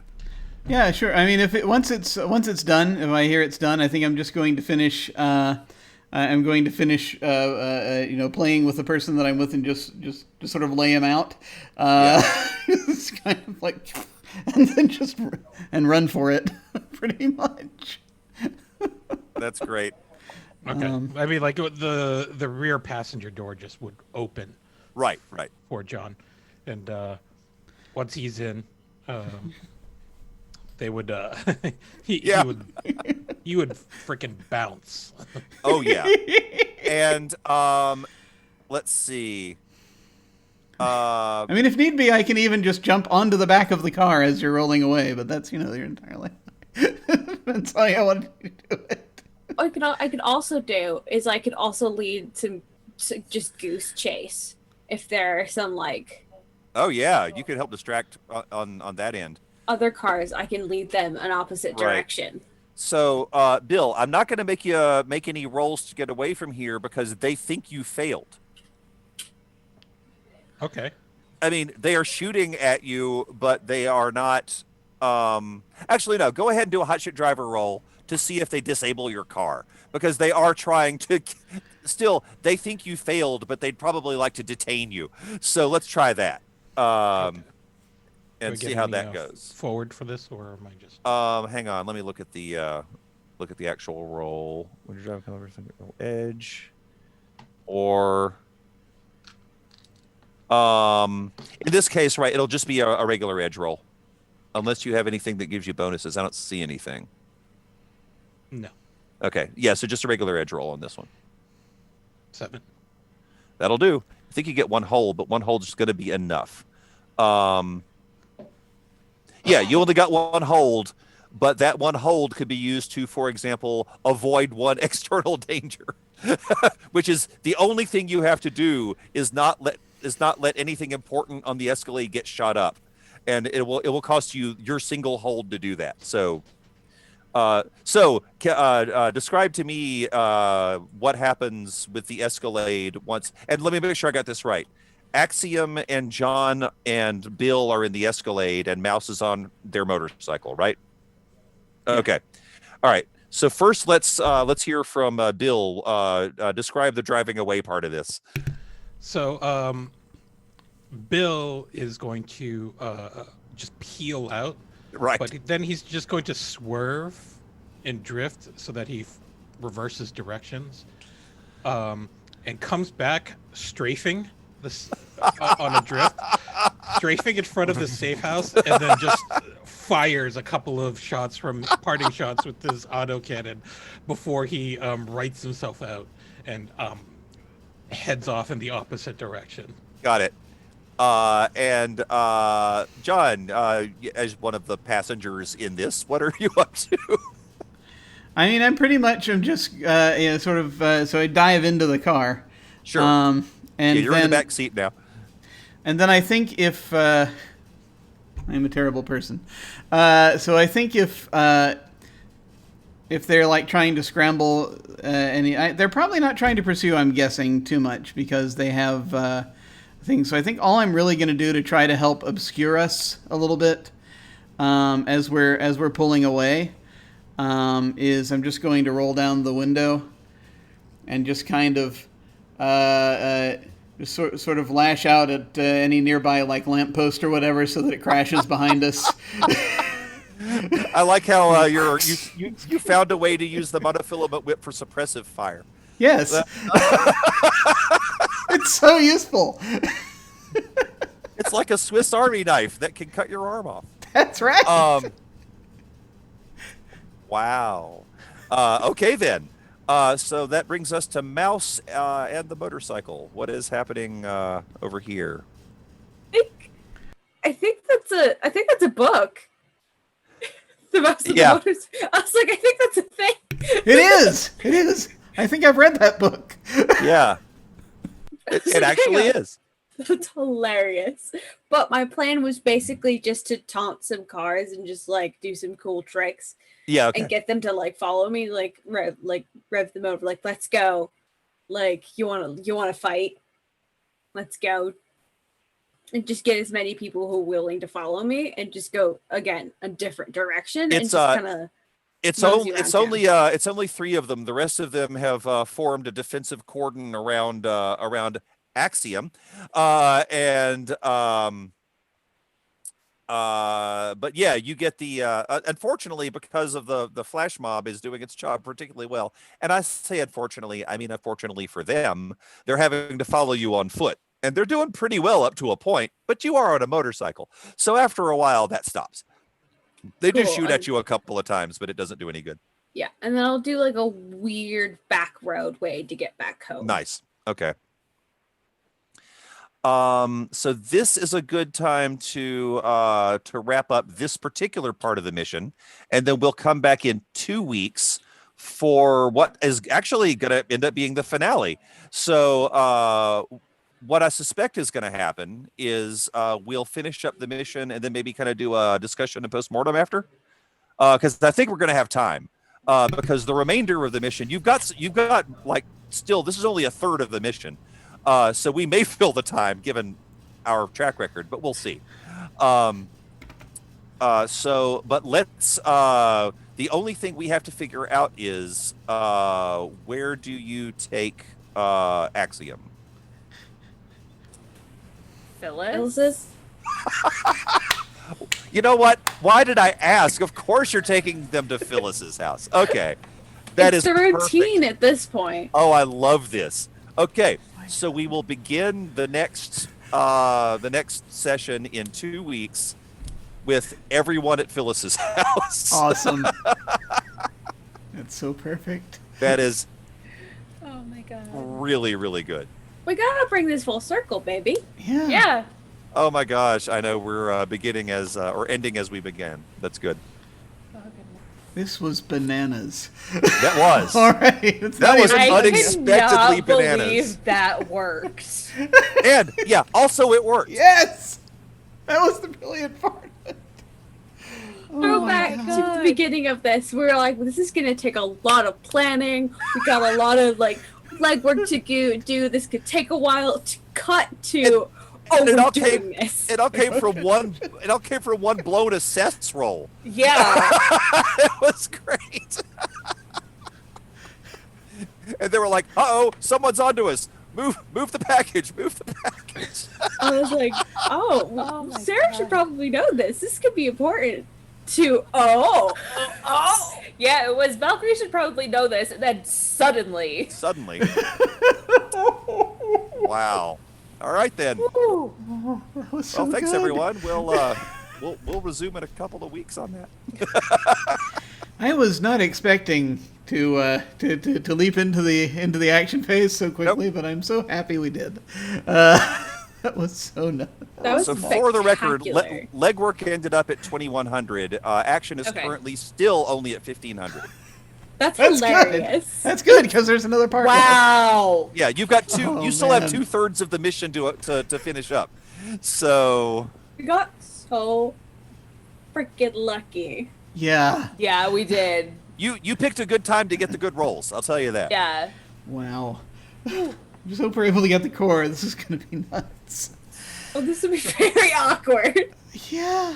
Yeah. It's gonna be real weird if that. Yeah, we'll see. But all Oh, right. man. Okay. Also, cult. Possibly, Cult. yeah. We'll It's see what also- happens with that one. Yeah, no, we don't know the full extent of what the can of worms we've opened. It's going to be very interesting. Yes, you've made some very powerful and disturbing friends. Yes, I think we have. I'm scared. Oh dear God. Somehow, when I decided to declare a contact this time, I wasn't expecting Nope. to go that That, way, but that way it went. That shaped up in a much more different way than I think any of us thought it would. That Yeah. was great. Wow. Okay. So, I guess we'll go ahead then and we'll go around and do our outros. as we try to sail this into some port or other. As we get going here. So feel free to tell folks. Well, as a reminder, we are still we made our goal today, which is awesome, of $500. We've gone ahead and upped it to $750 to see if we can hit that before the end of the campaign, which, as it turns out, may just be one more session. I think we got one more session. Yeah. Yeah, we'll just be one more session. So we'll see. We'll see if we can manage it. But if anyone wants to contribute to Team Phyllis, there it is once again. That's our donation drive for the bail project, which is, of course, once again, dedicated to providing bail assistance to protesters, which right now it gets more important every freaking day. Doesn't it, though? For anyone who's been paying attention. So, I just please check that out. Check out that link. Give if you can. Boost if you cannot. Because it's we're dealing with life here, and that's the point here. But let's just go around and do our outros. Feel free to say where folks can find you, and any final thoughts you have about this rather gonzo session. Before we do that again, I'm sorry, I keep remembering things. Do we by any chance get any XP before the next part? Yeah, it's a good question. Yeah, actually you will. Hang on. I hope you were all keeping track of the XP that you got separately, which I think it was at least 3, maybe just 3 of you. But so then hang on. 1. Yeah, I'm just looking at my list. Yeah, because that was the thing I always forget, is to give it to you when you hit the milestones. Because technically I should be doing that along the way. So you get, in addition to whatever you got from your directives, you're going to get 1 because you came up with a plan, another one because you discovered where Axiom was, you get a 3rd one because you discovered where the core was, and you actually got a 4th one because you have Axiom. So that's 4. Everyone gets 4 plus anything you might have gotten from directives. Nice. I have enough to advance again. Oh my! I do too. Oh my! Okay. Excellent. And I will remind you, there are all of the playbooks have a really good list of things, but I will remind you, you may also choose moves from other playbooks. So just don't forget that's an option. It's a cool thing you can throw in. Yeah, I absolutely want to look through and pick something out. Awesome. But that takes longer because then you have to look at all the playbooks. Yeah. And, I know. So, Absolutely. but we have a couple of weeks now. You have time. Yeah, we actually do. We do. Awesome. Well, let's go ahead and do our outros, and we will start with Brian. First off, thanks everybody for playing a lot. Thanks for everyone who was watching, especially chat. You were hilarious. Even the ones who were not chatting, we felt your presence. But the I can't pick a favorite part on this one. Let's no, I do have a favorite part. I have no, seriously, there are too many favorite parts. But I like the way that everything came together, and everyone just literally converged on the one part of the idea. And then I like what everyone did, even with the roles that went badly for you. You all came up with great ideas and came up with cool stuff out of that. For example, Bill versus the Hammerhead fans. So, but yeah, thanks again. I'm really looking forward to seeing how the rest of this mission shakes out. Excellent. Me too. Do you want to tell them where they can find you online? Yeah, that might be nice. I am Veclam on Twitter, and technically I'm Veclam23 on Twitch, but it doesn't. I don't use my Twitch channel. I just hang out here. But I'm also one of the hosts of the Armor Goes Clank podcast, and both of those links are currently in the chat if you want to follow me doing stuff online. Very cool. Very cool. And now let us go over to Beans. Hi, Hi, I'm Beans. You can find me at Wizards and Beans on Twitter. This is, I think, the chaotic energy we bring from like each session just escalates and escalates, and it's just beautiful. And I think just the like working off each other, just boom, boom, this thing, this thing, this thing, could not have been more, I think, exciting and just the most fun and just not in ways I could not have anticipated. It just so wonderfully chaotic. Also, never will forget Robot of the Night. I will never forget. Nope. And it ended up not even being that, but that's just so weird. Never. I was a little forget. disappointed it didn't go that route because I wanted to just have a meeting between Bill and that one, just like, oh hey Eternity, and everybody would just be like, what? Ah! Wait, what? Oh, Nice. bummer! Oh, that would have been awesome. That's Oh so my god. Ah, that's so cool. That's so cool. Ah, awesome.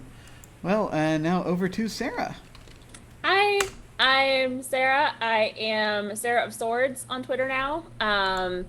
And yeah, normally you can find me Saturdays 8 p.m. on Welcome to the Party doing Waverly Summer 98. We are off this weekend because 4th of July, but we will be back next week. We've also actually been off for a few weeks, but we'll be back, promise. And as for tonight, oh my god.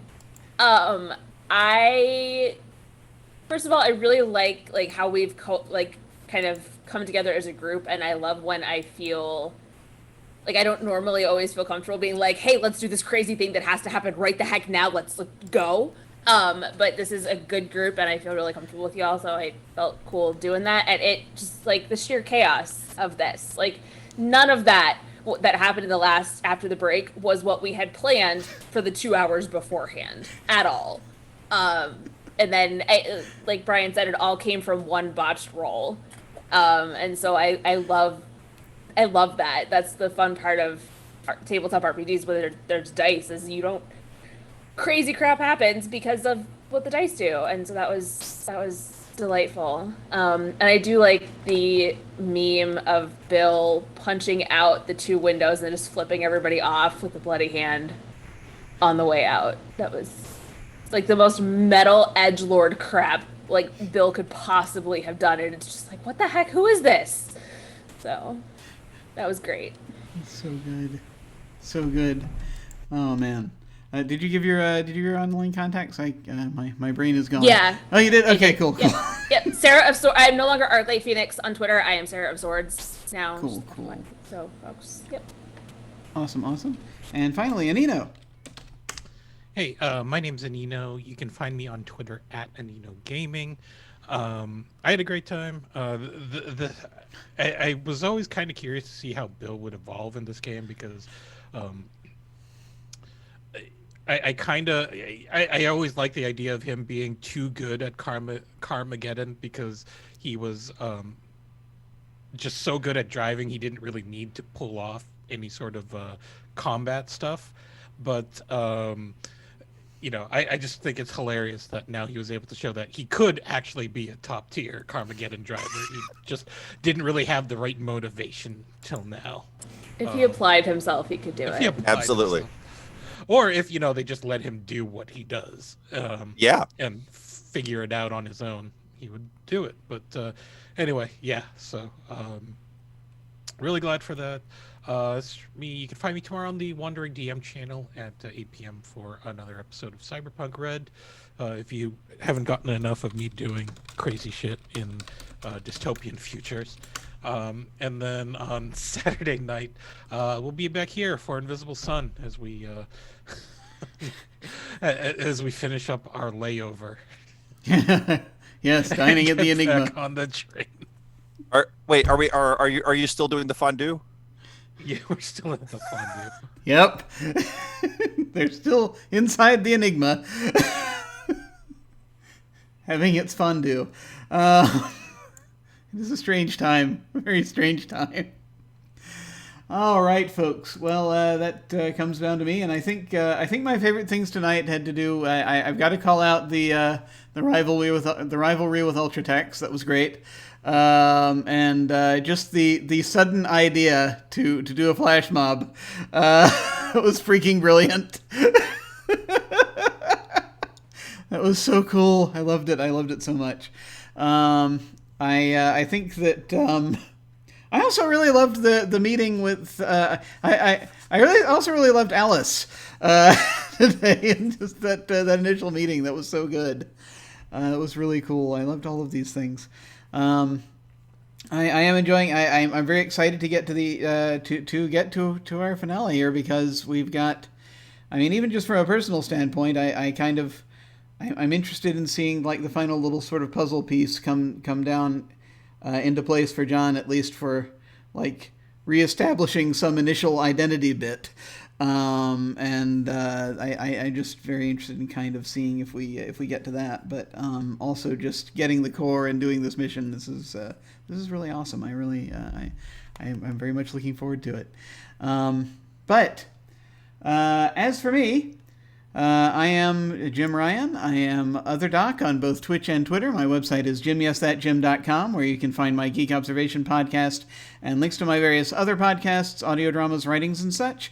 I have links down below to my website, Twitter, YouTube channel, and some of my fiction and games I've been working on, along with links to the game signups and applications to join our Discord. As previously mentioned, on Saturday night we have Invisible Sun. On Sunday afternoon, there's going to be a one-shot I'll be facilitating of the Deep Forest. We're going to have another of those. It's basically based on the Quiet Year, and we're playing monsters in a forest after human colonizers have left. And then on Sunday night, we have our Dark Matter campaign, Ghosts of Salt Marsh in Space, run by Alyssa. We have on Monday night... we don't have this, but on Monday night I go over to Salty Sweet Games, where we play a 5e campaign, Strange Invasion, Assault on the Barrier Peaks, where they also now have a coffee sponsor of Grinding Coffee Company. So I feel obligated to mention that as well.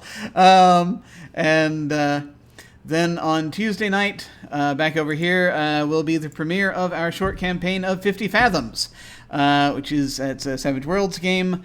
It is a fantasy pirate-themed game in a world plagued by these sea hags that have buried the world under 50 fathoms of water. And so I'm very much looking forward to doing our session 0. Wednesday is my birthday. I might come on for a little while here to do some monologues, possibly. I have a book of them. I only bring them out for special occasions at this point. Stuff that I've been doing, material I've been doing at various coffee houses and what have you for like quarter of a century. But I stopped doing them like 5 years ago at my 40th birthday. Was kind of where I was like, okay, I'm retiring this material except for special occasions. 45. Give it a shot. But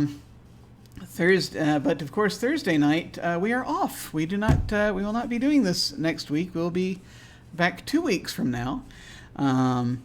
But right now, let's see. Sign-ups are open I've just opened for Stille Nacht, a couple of one-shots of that. That is a game by Petra Folkhausen, which is it's a ghost story and sort of murder mystery historical thing that takes place in the 1720s in a little German town on a coast that got flooded on one Christmas, and then this is a year later when a ghost of someone who didn't die in the flood so much as perished by someone's hand has come back, and they want to put the ghost to rest. And so I'm very, very keen to get that in here. I've played it before, and it's a wonderful story game. We're going to be having Kat, Cleric of Cord, back on running one of the sessions, and I'll be running the other. So if you want to sign, and so there will also be at some point soon there will be signups for a one-shot of Monster of the Week that's going to be happening during this month, and Pope will be coming in to run that. And signups are not up for that yet, but they will be soon. So when you want to sign up for something, go down to click on RPG Sign Up on the Twitch page, or go to jimyesthatjim.com and click on Game Sign Up. As always, beginners are welcome. So when we hit the end card, let me see, are they still going on or are they about to end? I think, let's see, Off the Table is doing a stream of Liminal, but I think they're actually at the end of it.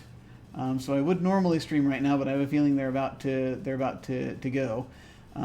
So I think actually what I'm going to go ahead and do a raid on is actually Roll20. They're premiering Burn Bright, and there are a couple folks I know who are involved in that. So we'll go ahead and say hi to them. Feel free to hang on if you are so inclined and say hi to them with us. That will be when we hit the end card. In the meantime, folks, thank you all very much for watching. Take care, and we'll see you in 2 weeks. Farewell.